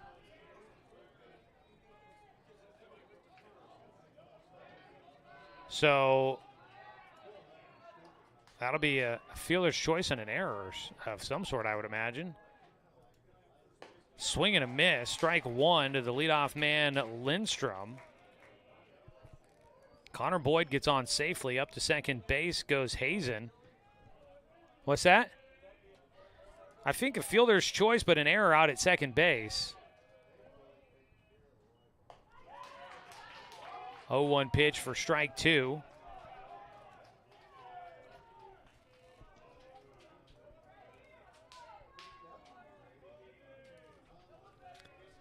So 0-2 count here against Colton Lindstrom, the leadoff man with 2 runners on and just 1 away. Breaking ball knocked down by Robbins. So they just say that Smith wasn't on the bag? Is that what we're thinking here? It looked like he was all over it. Guess the neighborhood play not in effect for him out there. The 1-2 count. Swing and a miss. Big strikeout for Ledbetter. Gets his first punch out. And it's the second out here in the frame. With runners at first and second and the meat of the order coming up, that was a big one for him. Andrew Deminu will stand in. He flew out to third his last time up. Bats with 2 runners on. And he takes the first pitch for a strike. So I guess I'd probably put that maybe on the shortstop on the error. I'm not sure if that's an error on the pitcher or the shortstop, but definitely was an out that should have been recorded at least at second. The 0-1 pitch. That ball fouled away. 0-2 now against Deminu. We'll converse in the booth here during the break and get everybody on the same page. 0-2 count right now. Ledbetter trying to get one more out to get through the top of the 7th. Deminu at the plate. 0-2 pitch. Fouled it off, and that one hit the umpire. And that made him stumble just a moment there, but he seems to be all right as he wears that one off the face mask. We'll give him a moment, let him take a breather. Coach Whistler will check on him. He says he's all right, and play will continue here in a moment. Fought that pitch off there. Deminu chasing a throw in that was at the top of the strike zone, if not just a little bit above it.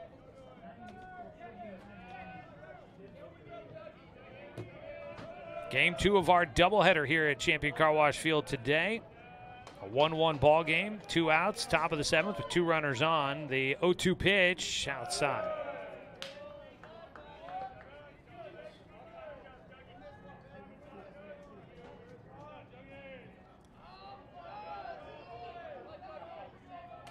With the light pole casting shadows on the mound, Ledbetter delivers. That ball poked into right field. It gets down for a fair ball, and that's going to bring one around to score.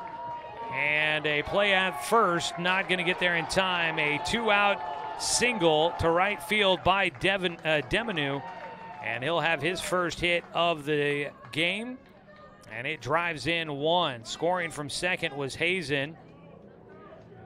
First to third for Boyd.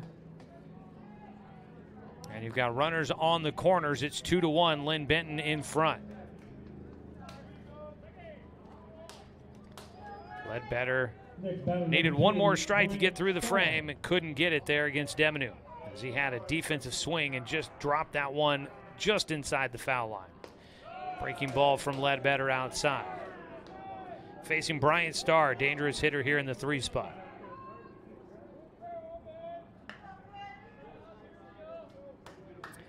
That run goes to Ledbetter. So runner takes off. Fly ball is going to hit down in right field. Tracked down by Carson Dunn. 1 run scores, and that's all they'll put on the board on that base hit by Starr. But 2 runs come in here in the 7th now. Both coming in to score with 2 outs. First to third for Deminu. He holds there. Scoring from third base was Boyd easily. And now it's 3-1. So these runs all will go to the tally of Tristan Ledbetter. The book is closed on Leonardson, who will get a no decision. That pitch hit the batter, hit Jackson Farah on the foot. The lefty taking the breaking ball off his back foot. And now the bases are loaded. Third hit batter in the ball game for the UCC pitching staff. Bases loaded with 2 outs. The 5-hitter Jake Holmes stands in. He had an RBI single in the 6th that tied the game up at 1-1. Here in the 7th inning, 2 more runs come in for Linn-Benton. Batting number 24, Jake Holmes. At third base, Deminu. At second base, Starr. At first base, Farah. 2 outs. Jake Holmes will bat. He takes low and outside. So if the Riverhawks want to keep their hopes of a South Region title alive, they will need to come back in this one in the late stages. Line drive goes right to the shortstop, Peyton Smith, who gets down in a squat and makes the catch for the final out of the 7th. Top half of the 7th inning, that is. And 8 hitters come to the plate against the Riverhawks. Here in the top of the 7th, Linn-Benton gets 2 runs on 3 hits. Riverhawks had 1 error, and there were 3 men left on base. 3-1 our score as we go to the bottom of the 7th inning here on Riverhawks TV.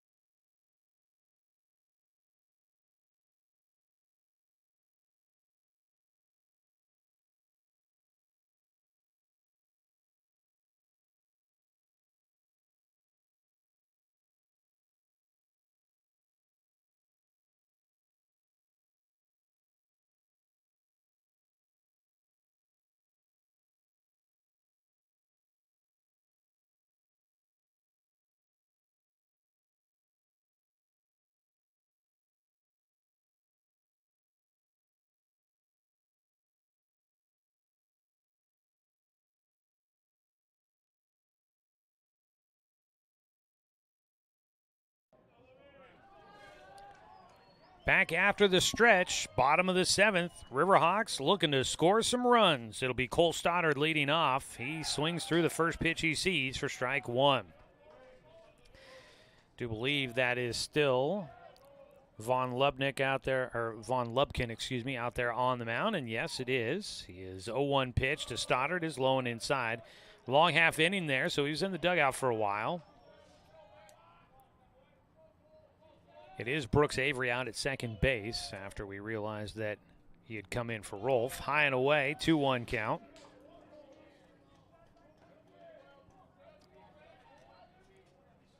Two balls and a strike here to leadoff man in the 7th inning. Von Lubkin has been pretty good here throughout the day, but getting late in this one.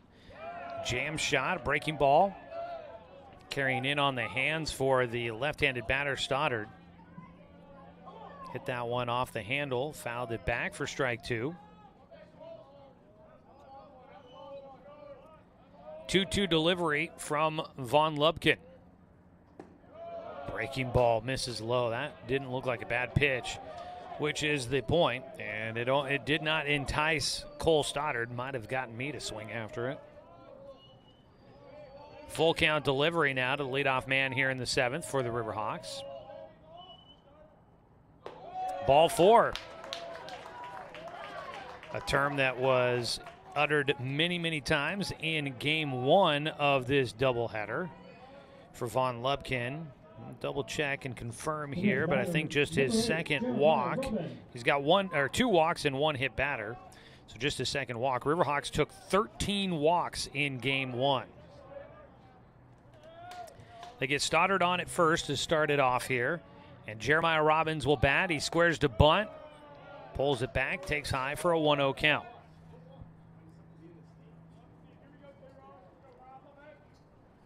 And a visit out to the mound here to have a quick conversation, and racing out there.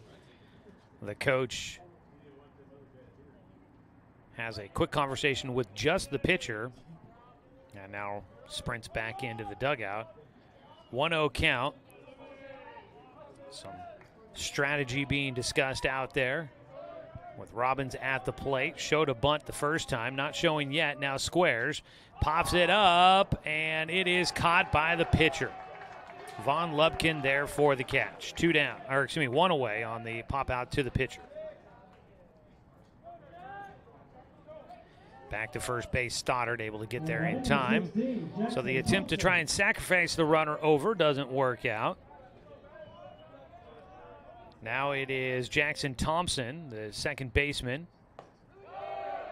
looking to try and get some offense brewing here in the 7th. He takes the first pitch, a breaking ball that drops in on the inside corner for a called strike.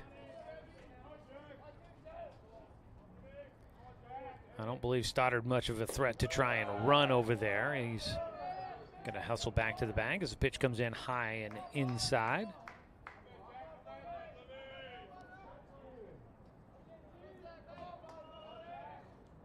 Cole Stoddard with one stolen base attempt. He was caught. The ball popped up, foul territory, up against the fence line, out of his reach for the first baseman, Holmes. The ball actually hit the bleachers and bounced back into the field of play. A 1-2 count for Thompson, who is 0 for 3 in the game. Correct myself again, 0 for 2. He struck out his last time up. 1 ball, 2 strikes, 1 away. On at first base, Cole Stoddard after a leadoff walk. Got just a piece of it. Jackson Thompson stays alive.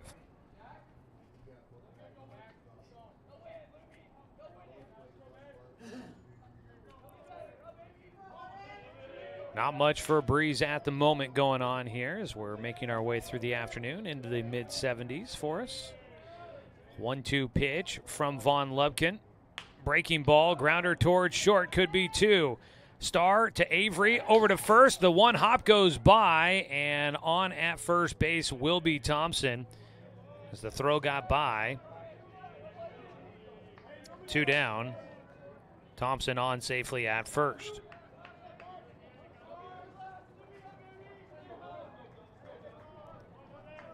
Now batting number 2. So they'll trade the runner at first base. Thompson for Stoddard, who's out at second for the second out.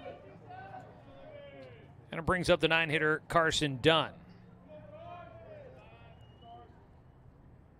Swinging away, pokes it right side. It gets by the first baseman into right field. Up to second base will go Thompson.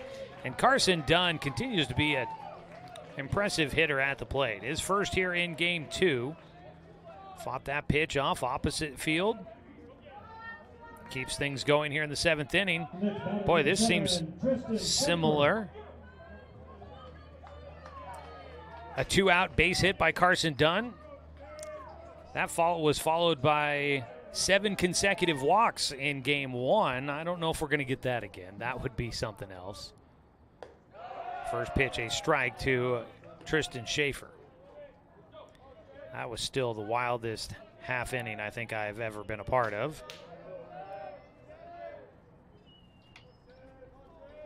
0-1 count to Schaefer, the leadoff man. He is 1 for 2 in this game.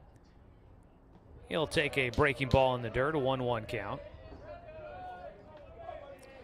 If you weren't around for game 1, the Riverhawks won 12-2 by scoring 12 times in the 7th inning, all 12 runs coming in with 2 outs. And it was started by a 2-out base hit by Carson Dunn. He's at first. Out at second is Jackson Thompson as Schaefer fouls off a pitch.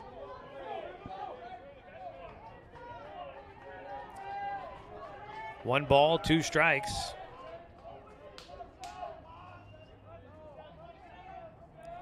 Von Lubkin on the mound, shaking off a few signals from Hazen. The catcher now sets up on one knee on the inner half. The 1-2 pitch, and Schaefer chases one outside the zone for strike 3.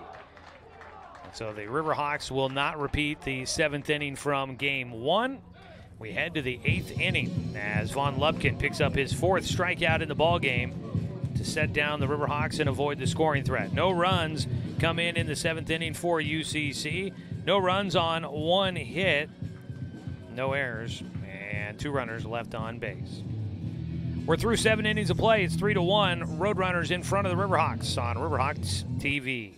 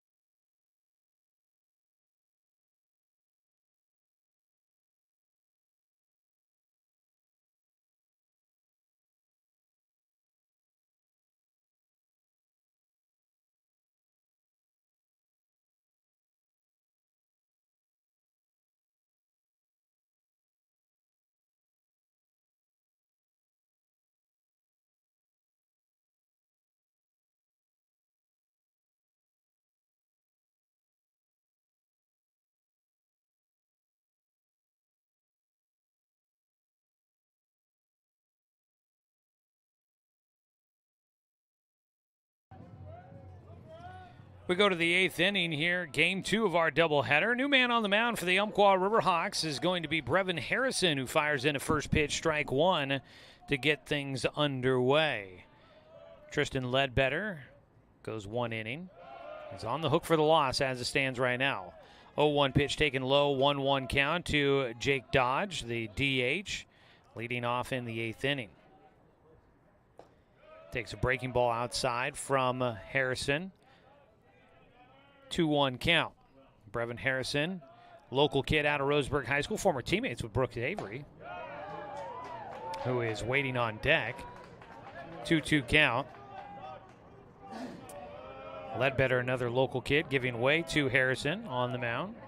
2-2 delivery. Ball hit out towards left field on the run. Aiden O'Malley, diving catch. Yes, he comes up with it. Sliding head first to get underneath that ball. He comes away with the catch. 1 down in the top of the 8th inning. That retires Dodge. Brooks Avery walked and was picked off at first back in the 7th. He'll stand in here. Brevin Harrison making his 10th appearance on the season. Fires a first pitch strike on the inside corner against his former high school teammate. Harrison has a 1-2 win-loss record with 3 saves and 16 1/3 innings of work this year. Gets a swing and a miss on a breaking ball. Avery chasing. 4.41 ERA for Harrison. 7 strikeouts, 8 walks. He's got the 0-2 count here against Brooks Avery and bounces one in front of the plate.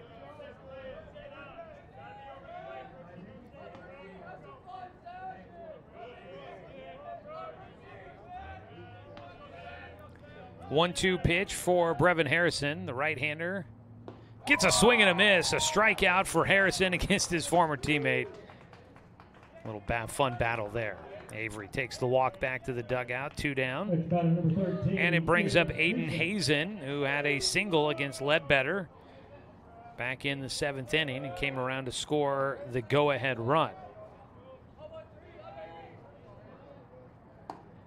Takes a fastball on the outside corner for a strike.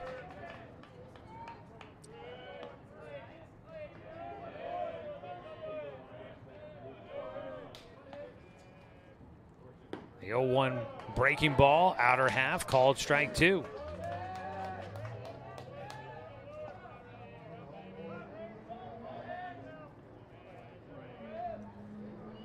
The 0-2 delivery here for Harrison. Ooh, outside on a pitch that looked very similar to another one earlier in the at-bat. Final line for Tristan Ledbetter, 1 inning, gave up 2 runs on 3 hits, no walks, 1 strikeout, 1 hit batter. Pitched low, 2-2 count for Hazen. So he's on the hook for the loss. Jordan Linn-Benton will get a no decision. 6 innings, allowed 1 run on 4 hits, 3 walks, 4 strikeouts, 2 hit batters. 2-2 pitch from Harrison. Yep, there it is, called strike 3. Down looking, a bit of a check swing for Hazen. He thought it was going to be outside. Instead, he gets rung up. Back-to-back Ks for Brevin Harrison. A 1-2-3 8th inning for him. No runs, no hits, no errors, and nobody left on base. We go to the bottom of the 8th. A 2-run lead for Linn-Benton on top of the Umpqua Riverhawks here on Riverhawks TV.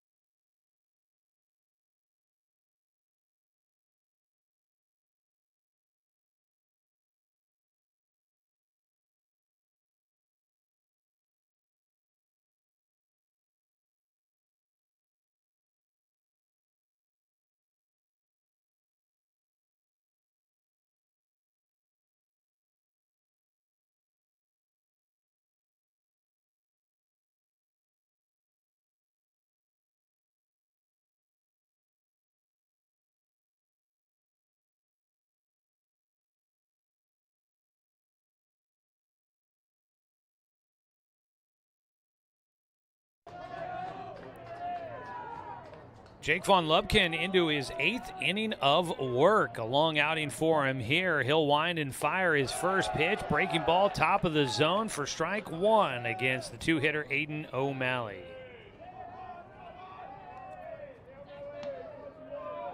Von Lubkin has minimized the damage, just 4 hits in this one. Ball off the end of the bat, took an interesting hop off the turf, goes to Starr, who lasers one across. That ball had some weird spin on it, got to Starr no problem though, and he showed off a laser rocket arm there at shortstop, firing that one across the diamond, 1 away. Zane Bidwell, the 3-hitter, 0 for 3 in this game. Swinging at the first pitch, pops it up foul territory. Oh, just about a chance to get there for the first baseman Holmes, but it gets down as he crashes into the fence. 0-1 count for Bidwell. Bidwell, game 1, had 2 hits, was 2 for 4 in that game, including the 3-run double that finished it. So he's looking to get something going here in game 2. Got the 0-1 count. Off the hands, fouled back to the netting.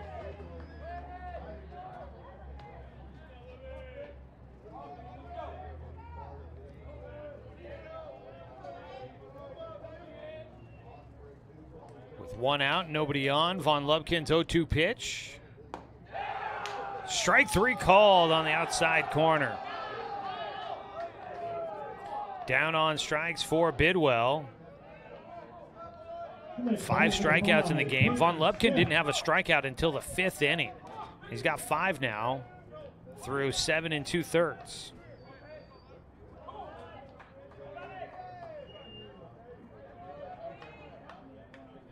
If he can get 1 more out here, he'll tie a season high for his innings pitched in a single game. He gets a foul ball back from Peyton Smith.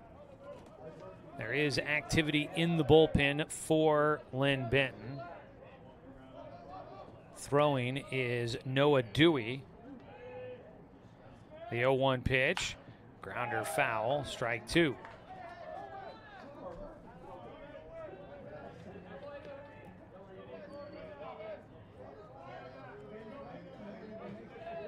Von Lubkin went 8 innings against Lane back on April 17th. Other than that, his other longest out in 6 innings.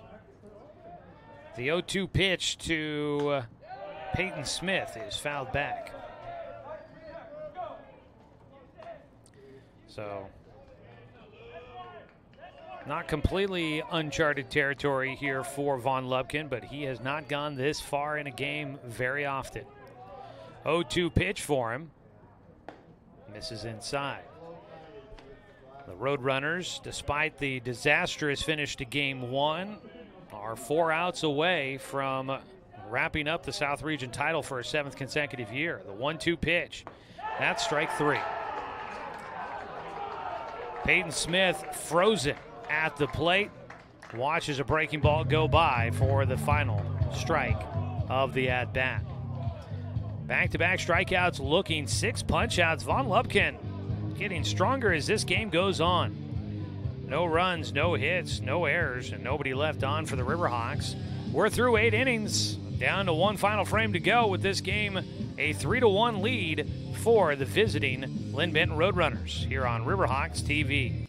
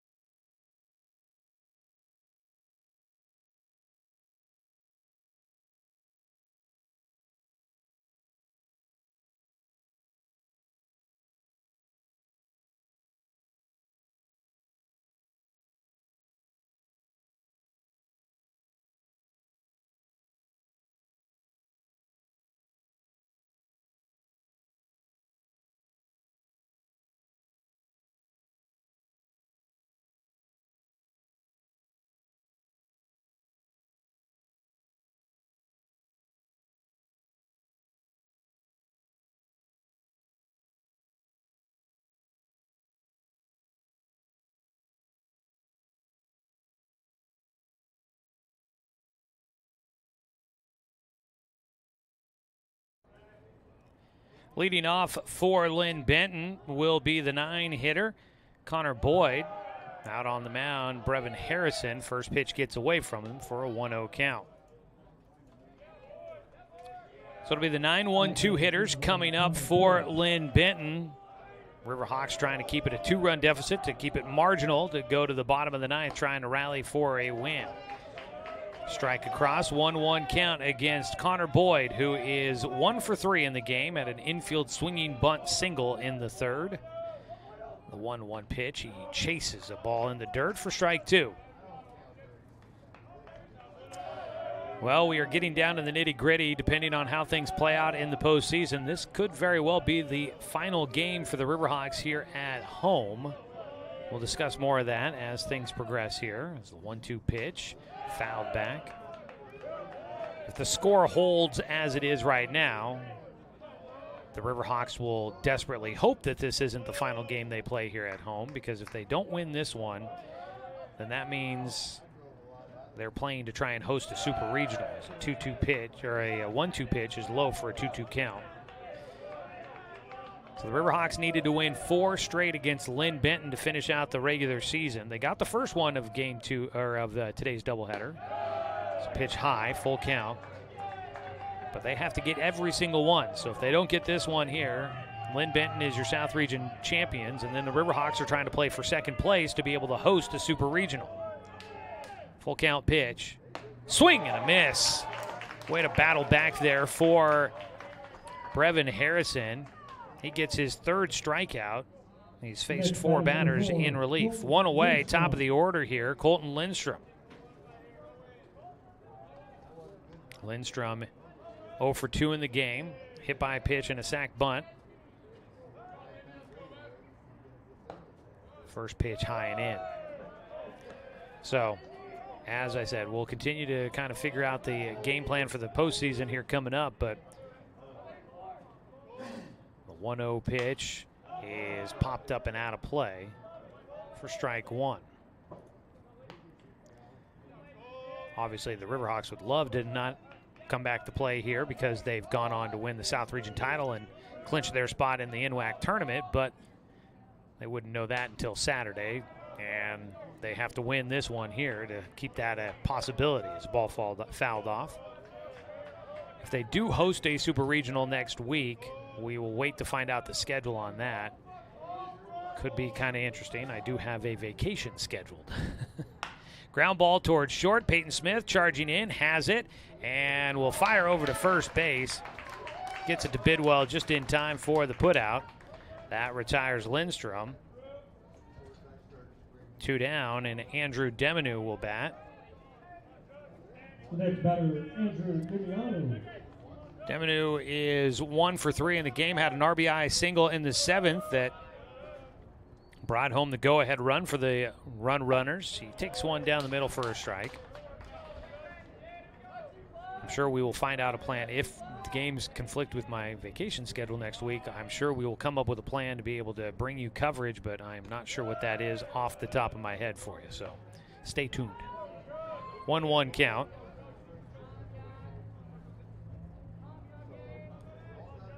Out of the windup here for Harrison. His 1-1 pitch called strike 2. I don't think Deminu was overly agreeable with that strike call, but he digs back in. The 1-2 delivery from Harrison got him to foul it off. And we'll do it again. Those super regional series, it is the 2 and 3, so every 2 seed in every region hosts a 3-team bracket, and then the 2 and 3 teams from other regions come there to play. As a swing and a ball, again fouled off by Deminu. So if the Riverhawks were to host it as the 2 seed out of the South region, they'd get a 3 seed and a 4 seed out of 2 other regions in the Northwest Athletic Conference.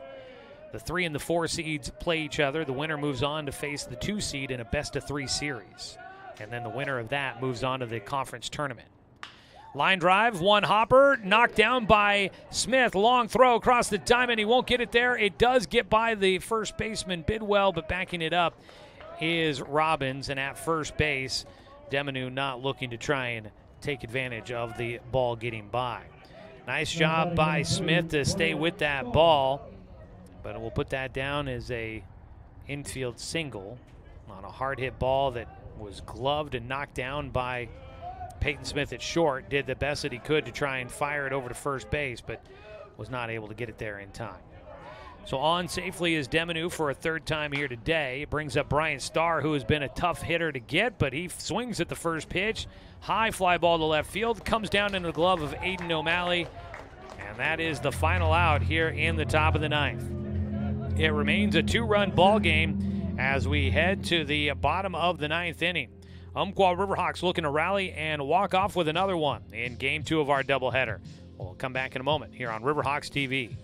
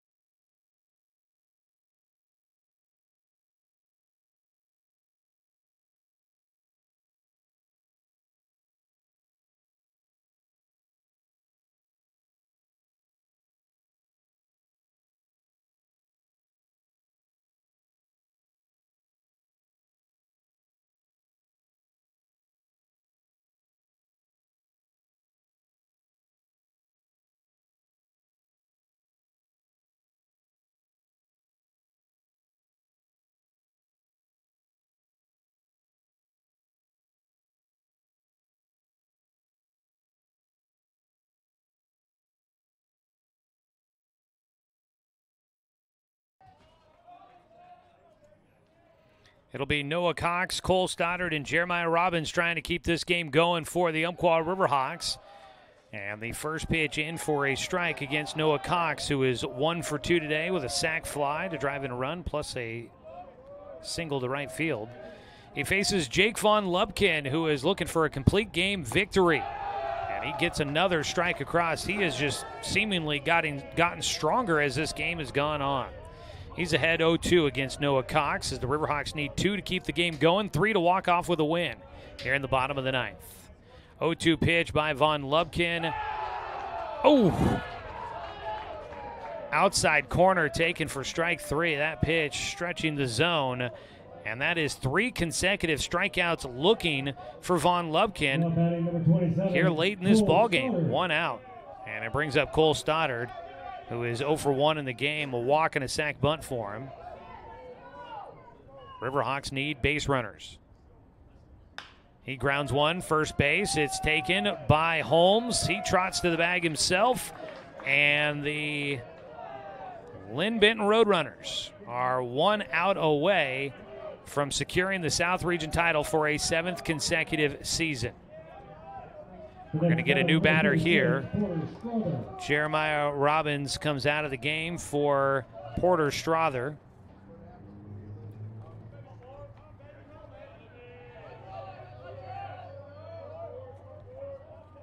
Strother will try to keep it going with 2 outs. Can they get another rally started?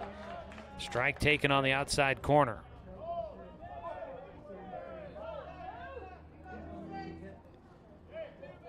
Von Lubkin, an impressive performance here. The 0-1 pitch, fought off for strike 2.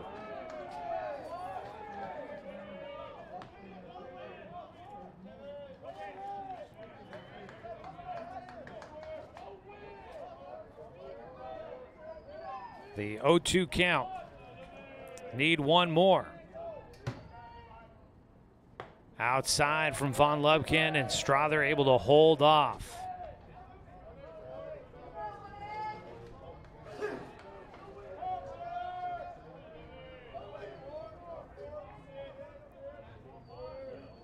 One ball, 2 strikes.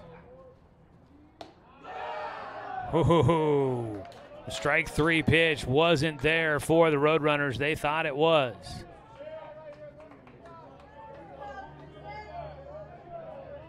2-2 count for Strother. Von Lubkin winds and fires, breaking ball. He stays alive, got just a piece of it. So we'll do it again on the 2-2 delivery. A league title within their grasp here for the Roadrunners. Von Lubkin winds and fires the 2-2 pitch. Check swing, got him. And that will do it as they throw down to first base. The Linn-Benton Roadrunners are your South Region champions. They will get to celebrate here as they get their first win against the Umpqua Riverhawks this season. UCC took the first 3 in the series, and now Linn-Benton gets game 2 here in today's doubleheader on a complete game performance by Jake Von Lubkin. And Von Lubkin will finish it off with his 8th strikeout in the ballgame. He did not have a strikeout until the 5th inning, and he finishes with 8. Impressive performance for that young man. And he helps pitch his team to a league title. No runs, no hits, no errors, nobody left on for the Riverhawks in the 9th inning. And now it'll come down to Saturday. Can the Umpqua Riverhawks get a win on Saturday or 2 and secure their spot as a super regional host out of the South Region? It's definitely going to go down to the wire. We'll find out how it all plays out coming up this weekend. All right, let's take a look at things here and get you the final numbers. Game 2 final 3-1. Linn-Benton gets the win. The Roadrunners snap a 5-game losing skid. They improved to 28-10-1 overall. They're 24-10 in league play. The Umpqua Riverhawks go to 24-20 on the season. They are 21-13 in league games. And they will go back to 3 games behind Linn-Benton in the South Region standings as the Roadrunners will clinch a first-place finish. Now the Riverhawks look to try and secure that second-place finish. 3 runs come in on 8 hits in this game for Linn-Benton. They committed 1 error, and they end up leaving 9 runners on base. For UCC, they had 1 run on 4 hits. There were 2 errors, and you ended up with 6 runners left on base in this one for the Riverhawks. Picking up the win is going to be Von Lubkin. He will get the victory. And for Von Lubkin, that will be his 4th win. He is 4-2 on the season with that victory over the Riverhawks. Taking the loss is going to be Tristan Ledbetter, as he gave up the go-ahead run in the 7th inning. And Tristan Ledbetter on the year will go to 2-1 on the season with that loss. It was 1 run in the 4th inning, gave the Riverhawks a 1-0 lead. Felt like at that time like they could really start to put that one away, as Linn-Benton, after the disastrous game 1, felt like they were kind of teetering on the edge, but Riverhawks let them hang around. They never would score the rest of the game. They got the 1 run on a sac fly by Noah Cox after a leadoff single by Peyton Smith in the 4th inning. That's all they'd mustered. But Linn-Benton would get 1 to tie it in the top of the 6th inning on a single by Jake Holmes. They added 2 runs in the 7th inning. That would come on a base knock, a 2-out single by Andrew Deminu, and a 2-out single by Brian Starr, put 2 runs across, and that was all they needed. 3-1, your final score in this one. Von Lubkin goes 9 innings, a complete game a complete game victory for him in this one. He gives up the 4 hits, 1 run. He had 2 walks and finishes with 8 strikeouts, also had 1 hit batter. Jordan Leonardson started. He gave up 1 run on 4 hits, 3 walks, 4 strikeouts, 2 hit batters over 6 innings in the start. Not a bad one for him. Just didn't have much offense behind him, and then the bullpen gives it up. Tristan Ledbetter came in, 1 inning of work, gave up 2 runs on 3 hits, no walks, 1 strikeout, 1 hit batter. Brevin Harrison pitched the final 2 innings and gave up just 1 hit, facing 7 batters. He would strike out 3, no walks. So the Umpqua Riverhawks Blues in this one. Some of the offensive numbers. 2 base hits in this one for Demonu. Brian Starr had a couple of base hits, had an RBI. They both had an RBI there at the top of the order. Let's see here. Base knock for an RBI for Jake Holmes out of the 5 spot. A double in the game for Jake Dodge. A single for Aiden Hazen and a run scored, and a single in the game for Connor Boyd as well. On the other side for the Riverhawks, Tristan Schaefer with a base knock. Let's see here. Peyton Smith had a hit in this one, scored a run. Noah Cox was 1 for 3 in the game, drove in a run on a sac fly. Cole Stoddard had a sac bunt and a walk. Let's see here. And then Carson Dunn at the bottom of the order had a base knock in this one as well. And that is kind of the totals there for the Riverhawks. So up next, final doubleheader of the regular season. It's coming up on Saturday when the Umpqua Riverhawks head to Albany. They'll play at Dick McLean Field, a doubleheader against Linn-Benton. Game 1 of that twin bill starts at 1. Game 2 scheduled for a 4 o'clock start. And the Umpqua Riverhawks got to get some wins if they hope to try and secure a second-place finish in league play. They've got SWAC and they've got Chemeketa right behind them in the standings. Not a lot of room for error. So they got to try and get at least maybe one win there, and then see how things shake out everywhere else to see if they can find a way to into that second-place finish and hosting a super regional sometime next week. Well, folks, I'm not sure if we'll be back on with you or not. It kind of depends on how the postseason goes, but if not, it has been a blast breaking in some new equipment, some new stuff here on Riverhawks TV. So I really appreciate everybody tuning in and joining us throughout the season and getting to experience this season with us. Final score here in this one was 3-1, but it's been a fun season of baseball here at Champion Car Wash Field covering the Umpqua Riverhawks. And if we don't get a chance to do any more games this year, it's been a blast and my pleasure. And thanks to everybody that has tuned in and commented and been a part of the conversation, a part of the family here on Riverhawks TV. It's been a lot of fun to get to know you guys and get to talk to you on a almost weekly basis and to bring you some baseball here on the stream. Don't forget to hit that subscribe button so that you don't miss out on more Umpqua Riverhawks athletics here on Riverhawks TV, and especially with kind of an unknown schedule going forward, you want to make sure you hit that subscribe button so that if we have another broadcast coming up in the postseason, you'll know about it and be able to find it pretty quickly. All right, folks, that's going to do it for us. I want to say thanks to Athletic Director Craig Jackson, Head Coach Jacob Whistler, and the entire Umpqua Riverhawks baseball team for welcoming me into the fold and allowing me to get here and talk to you guys on a regular basis and bring you these games on Riverhawks TV. It's been a lot of fun, and I look forward to doing it some more. So thanks, everybody, and thanks so much to you, the fans, for tuning in for the broadcast because, of course, without you, I'm just a guy sitting here talking to myself. I'm Joey Keyran. We'll see if we can do it again, but we will wait to find out. We'll have more details coming out from the Umpqua Riverhawks social media channel, so stay tuned for that, and head to uccriverhawks.com for details on the schedule there as well. Have a great rest of your Thursday, everybody, and hopefully we'll get a chance to talk to you soon. Best of luck to the Riverhawks coming up on Saturday at Linn-Benton and in the postseason. I'm Joey Keyran here on Riverhawks.